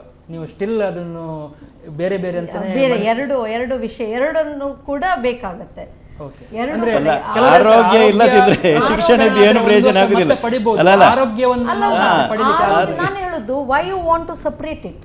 ಆರೋಗ್ಯವಂತವಾಗಿ ಶಿಕ್ಷಣವನ್ನು ಪಡೀಲಿಕ್ಕೆ ಸಾಧ್ಯ ಇಲ್ವಾ? ಅದು ಈಗ ವಿ ಕೆನ್ ನಾಟ್ ಸಿ. ಒಂದು ಹೇಳ್ತೇನೆ, ಹೆದ್ರಿ ಎಷ್ಟು 3 ವರ್ಷ ಒಳಗೆ ಕೂತ್ಕೊಳ್ಳೋದ, 4 ವರ್ಷ ಒಳಗೆ ಕೂತ್ಕೊಳ್ಳೋದ, that is not the way. ಸರಿ, ಈಗ ನಾವು ಹೆದರಿದ್ದೇವೆ, ಈಗ ಏನೋ ಭಯ ಇದೆ, ಈಗ ತುಂಬಾ ಇದೆ. ಯಾರು ಹೇಳ್ತಾ ಇಲ್ಲ ನಾಳೆ ಕಾಲೇಜ್ ಸ್ಟಾರ್ಟ್ ಮಾಡಿ ಅಂತೇಳಿ. ಬಟ್ ನೀವು ಕೇಳಿದಿಷ್ಟೇ, ಆರೋಗ್ಯವ ಶಿಕ್ಷಣವಂತೇಳಿ. ಅಲ್ಲ, ಈ ವರ್ಷ ಕ್ಲಾಸಿಗೆ ಮಕ್ಕಳನ್ನು ಕಳಿಸುವುದೇ ಒಂದು ರಿಸ್ಕ್ ಅಂತ ಪೇರೆಂಟ್ಸ್ ಅಂದ್ಕೊಳ್ತಾ ಇದ್ರೆ, ಅವ್ರ ಆಫೀಸಿಗೆ ಹೋಗೋದು ದೊಡ್ಡ ರಿಸ್ಕ್, ಹೋಗ್ತಾ ಇಲ್ವಾ? ನೀವು ಇವತ್ತು ಇಲ್ಲಿ ಆಫೀಸಿಗೆ ಬರ್ತಾ ಇರೋದು ದೊಡ್ಡ ರಿಸ್ಕ್, ಹೋಗ್ತಾ ಇಲ್ವಾ? ನಿಮ್ಮ ರಿಪೋರ್ಟರ್ಸ್ಗಳು ಹೊರಗೆ ಹೋಗೋದು ದೊಡ್ಡ ರಿಸ್ಕ್, ಹೋಗ್ತಾ ಇಲ್ವಾ? ಆದ್ರೆ ಹೋಗದೆ ಉಪಾಯ ಇಲ್ಲ. ಬಿಕಾಸ್ ದಟ್ ಈಸ್ ಅವರ್, ಅದು ನಮ್ಗೆ ಮಕ್ಕಳಿಗೂ ಮಾಡಬೇಕು ಅಲ್ಲ, ಯಾರಿಗಾದ್ರೂ ಎಲ್ರಿಗೂ ಜೀವನ ಹೇಳೋದು ಒಂದಿದೆ. ಅದರಿಂದಾಗಿ ನಾನು ಹೇಳೋದು, it is you cannot, ಎರಡನ್ನು ನೀವು ಸಪರೇಟ್ ದಯವಿಟ್ಟು ಮಾಡಬೇಡಿ. ಎರಡೂ ನಮ್ಗೆ ಅಗತ್ಯ ಇದೆ. ಒಂದು ಸ್ಟೇಜ್ ಆದ ನಂತರ ಒಂದು ಡೆಫಿನೆಟ್ಲಿ ಇಷ್ಟು ಅಂದ್ರೆ ಹೈಯರ್ ಕಂಡಾಪಟ್ಟೆ ಇದು ಈಗ ಜಾಸ್ತಿ ಆಗ್ತಾ ಇದೆ. ಆ ಸಮಯದಲ್ಲಿ ಒಂದು ಸ್ಟೆಬಿಲಿಟಿ ಬಂದಾದ ಕೂಡಲೇ ನಾವು ನಮ್ಮ ಏನೆಲ್ಲ ರಕ್ಷಣೆ ತಗೊಳ್ಳುವಂಥದ್ದು ಇದೆ ಅದನ್ನು ತಗೊಂಡು ನಾವು ರಕ್ಷಣೆ ಮಾಡಿಕೊಂಡು ವಿದ್ಯಾಭ್ಯಾಸವನ್ನು ಪಡಿಬೇಕು. ಯಾಕಂದ್ರೆ ವಿದ್ಯಾಭ್ಯಾಸ ಆನ್ಲೈನ್ ಅಂತ ಹೇಳುದು, ಇಟ್ ಕ್ಯಾನ್ ಬಿ ಜಸ್ಟ್ ಯಾರಿಗೆ ಈಗ ಎಲ್ಲ ಕಲ್ತಾಗಿದೆ, ಈಗ ನಾವು ಆನ್ಲೈನ್ ಏನು ಕೊಡ್ತಾ ಇದ್ದೇವೆ, it is a revision. Okay, it cannot replace a teacher, it cannot replace institution. ಯಾಕೆ ಹೇಳಿದ್ರೆ ನೀವು ಇನ್ಸ್ಟಿಟ್ಯೂಷನ್ಗೆ ಹೋಗಿ ಕಲ್ತಾಗ ನೀವು ಬರೇ ಪುಸ್ತಕದಿಂದ ಇದ್ದದನ್ನು ಕಲಿಯುವುದಲ್ಲ, you learn lots of things. First ಒಂದು ವ್ಯಕ್ತಿತ್ವ, ಟೀಚರ್ ಹೇಳಿದಿರೋ ವ್ಯಕ್ತಿತ್ವ ಇದೆ ಅಲ್ಲ, ಅಲ್ಲಿಂದ ಕಲೀಲಿಕ್ಕೆ ಸ್ಟಾರ್ಟ್ ಮಾಡ್ತೀರಾ ನೀವು. ಸೊ ಆ ವ್ಯಕ್ತಿತ್ವವನ್ನು ನೋಡಿ ತನ್ನ ವ್ಯಕ್ತಿತ್ವವನ್ನು ರೂಪಣೆ ಮಾಡಿಕೊಳ್ಳುವಂಥದ್ದು. ನಿಮ್ಮ ಹತ್ತಿರ ಪಿಯರ್ ಗ್ರೂಪ್ ಕ್ಲಾಸಲ್ಲಿ ಬೇರೆ ಬೇರೆ ರೀತಿಯ ಮಕ್ಕಳು ಇರ್ತಾರೆ, ಒಳ್ಳೆ ಮಕ್ಕಳು, ಚೂಟಿ ಮಕ್ಕಳು, ಗಲಾಟೆ ಮಾಡೋ ಮಕ್ಕಳು. ಇದರಲ್ಲಿ ಯು ವಿಲ್ ಸೆಲೆಕ್ಟ್ ನಂಗೆ ಯಾವುದಾದ್ರೆ ನಂಗೆ ಒಳ್ಳೇದಾಗತ್ತೆ ಅಂತೇಳಿ. ಅದನ್ನು ನೋಡಿ ತಪ್ಪು ಯಾವುದು ಸರಿ ಯಾವುದು ಅಂತೇಳಿ ಕಲ್ತ್ಕೊಂಡಿದ್ದೀರಿ ನೀವು. ನೀವು ಬರೇ ಮನೆಯಲ್ಲಿ ಕೂತ್ಕೊಂಡು online is not replacement for any institution. ಅದನ್ನು ಈಗ ನಾವು ಹೇಳ್ತೇವೆ ಓಪನ್ ಸ್ಕೂಲಿಂಗ್ ಅಂತೇಳಿ. It's very good when you can't do, you can't afford, ನಂಗೆ ಏನೋ ಮಾಡ್ಲಿಕ್ಕಿದೆ ಎಲ್ಲ ಸರಿ, I am not against it. But at the end it makes difference when you are sitting with the 60 students and when you see all those good and bad. Okay, ನಿಮಗೆ ಮುಂದಿನ ಜೀವನದಲ್ಲಿ ಯಾವುದು ಒಂದು ಡಿಸಿಷನ್ ಮೇಕಿಂಗ್ ಹೇಳ್ತೇವೆ, ಯಾವುದು what is right what is wrong ಹೇಳುವಂತ decision making ಬರ್ಬೇಕಂತ ಹೇಳಿದ್ರೆ you have to go in the society and that society for the child is its institution. So ಆ ಇನ್ಸ್ಟಿಟ್ಯೂಷನ್ ಅಲ್ಲಿ ದಯವಿಟ್ಟು ನೆವರ್ ಮೇಕ್ ಇಟ್ ಯಾವುದು important ಅಂತ ಹೇಳಿ ಒಂದು ಟ್ಯಾಗ್ ಲೈನ್ ಹಾಕಿ 4 ಪ್ರೋಗ್ರಾಮ್ ಮಾಡೋದು. ಅದೇ ಮಕ್ಕಳು ಏನ್ ಗೊತ್ತಾ, ನಿಜ ಹೇಳ್ತೇನೆ, ಈ ಒಂದು ಸಂದರ್ಭದಲ್ಲಿ ನಾನು ಹೇಳ್ತೇನೆ ಕೋವಿಡ್ ಟೈಮಲ್ಲಿ media has done wonderful work in creating awareness. ಇದು 100%. ಯಾಕಂದ್ರೆ ಮೀಡಿಯಾ ಇಲ್ಲದಿದ್ರೆ ಇಷ್ಟು ಅವೇರ್ನೆಸ್ ಬರ್ಲಿಕ್ಕೆ ಆಗ್ತಿರ್ಲಿಲ್ಲ. ಇನ್ನೂ ಯಾರಿಗೂ ಅವೇರ್ನೆಸ್ ಇಲ್ಲ ಅಂತ ಹೇಳಿದ್ರೆ ಇಟ್ ಇಸ್ ದೇರ್ ನೆಗ್ಲಿಜೆನ್ಸ್ ಹೇಳ್ಬೋದು. ಅಷ್ಟು ಟ್ರೈ ಎಲ್ಲಾ ಮೀಡಿಯಾದವರು ಮಾಡಿದ್ದಾರೆ. ಮುಂದಿನ ಟೈಮ್ ಅಲ್ಲಿ ಕೂಡ ನಿಮ್ಮ ರೆಸ್ಪಾನ್ಸಿಬಿಲಿಟಿ ಇದೆ. ಏನ್ ಹೇಳಿದ್ರೆ to understand the challenges and the limitations of any institution. ನಾನು ಆವಾಗಲೇ ಹೇಳಿದಾಗೆ ಮನೆಯಲ್ಲಿದ್ದಾಗೆ ಈಗ ಒಂದು ಸ್ಕೂಲಿಗೆ ಮಗು ಬರುತ್ತೆ ಆಯ್ತಾ, ಮನೆಯಲ್ಲಿ ಯಾವ ರೀತಿ ಅವರು ಸೋಷಿಯಲ್ ಡಿಸ್ಟೆನ್ಸಿಗೆ ಇಟ್ಕೊಂಡಿದ್ದಾರೆ, ಅವರು ಮಾಲಿಗೆ ಹೋಗಿದಾರ ಇಲ್ವಾ, ಫಿಲ್ಮಿಗೆ ಹೋಗಿದಾರ ಇಲ್ವಾ, ಫಂಕ್ಷನಿಗೆ ಹೋಗಿದಾರ ಇಲ್ವಾ, ನಿಮ್ಗೆ ಅದರ ಟ್ರ್ಯಾಕ್ ಹಿಡ್ಕೊಳ್ಳಿಕ್ಕಾಗತ್ತಾ? So when the child is coming, ಅವರ ಪೇರೆಂಟ್ಸ್ ಎಲ್ಲ ಕೆಲಸಕ್ಕೆ ಹೋಗಿದ್ದಾರೆ, ಯಾವ ಆಫೀಸಿಗೆ ಹೋಗಿದ್ದಾರೆ, ಎಲ್ಲಾ ಕಡೆಯಿಂದ ಏನಿದೆ. So that limitation is there. But at the end we have to live. ಈಸಬೇಕು, ಇದ್ದು ಜಯಿಸಬೇಕು. ಏನು ಇಲ್ಲ ಅಂತೇಳಿ ಅಯ್ಯೋ ದೇವ ಕೊರೋನಾ ಕೊರೋನಾ ಕೊರೋನಾ ಅಂತೇಳಿ ಒಂದ್ ಹೇಳ್ತೇನೆ, ಭಯದಿಂದ ಒಳಗೆ ಕೂತ್ಕೊಂಡ್ರೆ ಈ ಭಯ ನಮ್ಗೆ ಯಾವಾಗ್ಲೂ ಹೊರಗೆ ಬರ್ಲಿಕ್ಕೆ ಬಿಡುದಿಲ್ಲ. We have to come out one or the other day, but we have to come out ಒಂದಿಷ್ಟರ ಮಟ್ಟಿಗೆ ಕಡಿಮೆ ಆದ ನಂತರ ಕಾಲೇಜನ್ನು ಸ್ಟಾರ್ಟ್ ಮಾಡೋದು ಒಳ್ಳೆಯದು. We have to come out with ಹೇಗ್ ಗೊತ್ತಾ ನೋಡಿ, ಕ್ರಿಕೆಟ್ ಆಡ್ಲಿಕ್ಕೆ ಹೋಗುವಾಗ ಯಾವುದೇ ಎಷ್ಟೇ ಒಳ್ಳೆ ಕ್ರಿಕೆಟರ್ ಆಗಲಿ, he will go with all kind of protection, with all kind of pads. Helmet ಇರುತ್ತೆ, ಗ್ಲೌಸ್ ಇರುತ್ತೆ, ಎಲ್ಲ ಇದೆ. ಬಾಲ್ ಬಂದಾಗ ತಲೆಗೆ ತಾಗ್ತದೆ ಅಂತ ಹೇಳಿ ಕ್ರಿಕೆಟ್ ಆಡದಿದ್ರೆ ಇವತ್ತು ಕ್ರಿಕೆಟ್ ಇರ್ತಿತ್ತಾ? ಎಷ್ಟು ಜನರು they enjoy it. So that is the best example. When you go for it, is life is also like that game. You have to, ಈಗ ಇದೆ ಬಾಲ್ ಹೇಳಿದ್ರೆ ಕೊರೋನಾ ಬರ್ತದೆ ಗೊತ್ತಿದೆ, you need helmet, you need gloves, you need pack, ಏನೆಲ್ಲ protection equipment ಇದೆ, you have to make use of it. Then you can tell, you cannot tell ಆರೋಗ್ಯ ವಿದ್ಯಾಭ್ಯಾಸ ಇದು ಎರಡೂ ಒಂದಾದಾಗ ಒಬ್ಬ ಸತ್ಪ್ರಜೆ ಆಗೋದ್ರಲ್ಲಿ ಡೌಟ್ ಇಲ್ಲ. ಎಸ್, ಒಟ್ಟಲ್ಲಿ ನಮ್ಮ ಸುರಕ್ಷತೆ ನಾವು ಕಾಪಾಡಿಕೊಂಡು ಶಿಕ್ಷಣವನ್ನು ಕೂಡ ಪಡೆಯುವ ಅಂತೇಳಿ ಇಬ್ಬರು ಗಣ್ಯರು ತಮ್ಮ ಅಭಿಪ್ರಾಯವನ್ನು ವ್ಯಕ್ತಪಡಿಸಿದ್ದಾರೆ. ಬಹುಶಃ ಈ ಕಾರ್ಯಕ್ರಮವನ್ನು ನೀವು ನಮ್ಮ ಟಿವಿಯ ಫೇಸ್ಬುಕ್ನಲ್ಲಿ ನೋಡ್ತಾ ಇದ್ರೆ ದಯವಿಟ್ಟು ಶೇರ್ ಮಾಡಿ, ನಂತರ ಕೂಡ ಈ ಕಾರ್ಯಕ್ರಮವನ್ನು ವೀಕ್ಷಿಸಬಹುದು. ಮತ್ತು ಬೇರೆಯವರು ಕೂಡ ಇದು ಉಪಯುಕ್ತ ಆಗ್ತಾ ಉಂಟು ಅಂತಂದರೆ ದಯವಿಟ್ಟು ಫಾರ್ವರ್ಡ್ ಕೂಡ ಮಾಡಿ ಅಂತ ಹೇಳ್ತಾ, ಕರೆ ಮಾಡಿರುವಂಥ ವೀಕ್ಷಕರಿಗೆ ಮತ್ತು ಕಾರ್ಯಕ್ರಮಕ್ಕೆ ಬಂದು ಈ 1 ಗಂಟೆ ಅವಧಿಯಲ್ಲಿ ತಮ್ಮ ಅಭಿಪ್ರಾಯವನ್ನು ನಮಗೆ ಮಂಡಿಸಿರುವಂಥ ಡಾಕ್ಟರ್ ಉಷಾಪ್ರಭಾ ನಾಯ್ಕ್ ಮತ್ತು ಡಾಕ್ಟರ್ ದೇವರಾಜ್ ಸರ್ ಇಬ್ಬರಿಗೂ ಕೂಡ ನಮ್ಮ ಟಿವಿಯ ಪರವಾಗಿ ಮತ್ತು ಎಲ್ಲ ವೀಕ್ಷಕರ ಪರವಾಗಿ ಆತ್ಮೀಯ ಧನ್ಯವಾದ. Thank you. ಹಾಗೆ ಇಡೀ ರಾಜ್ಯದಿಂದ ಇವತ್ತು ಬೇರೆ ಬೇರೆ ಕಡೆಯಿಂದ ನಮಗೆ ಕರೆ ಮಾಡಿರುವಂಥ ಎಲ್ಲ ವೀಕ್ಷಕರಿಗೆ, ಕಾರ್ಯಕ್ರಮವನ್ನು ಟಿವಿಯಲ್ಲಿ ಮಾತ್ರ ಅಲ್ಲ ಫೇಸ್ಬುಕ್ಕಲ್ಲಿ ಕೂಡ ನೋಡ್ತಿರುವಂಥ ಎಲ್ಲ ವೀಕ್ಷಕರಿಗೆ ಧನ್ಯವಾದ ಅರ್ಪಿಸ್ತಾ ಇವತ್ತಿನ ಜನಧ್ವನಿ ನಾಳೆ ರಾತ್ರಿ 8 ಗಂಟೆ ಜನಧ್ವನಿಯೊಂದಿಗೆ ಮತ್ತೆ ಭೇಟಿಯಾಗೋಣ. ನಮಸ್ಕಾರ, ಶುಭರಾತ್ರಿ.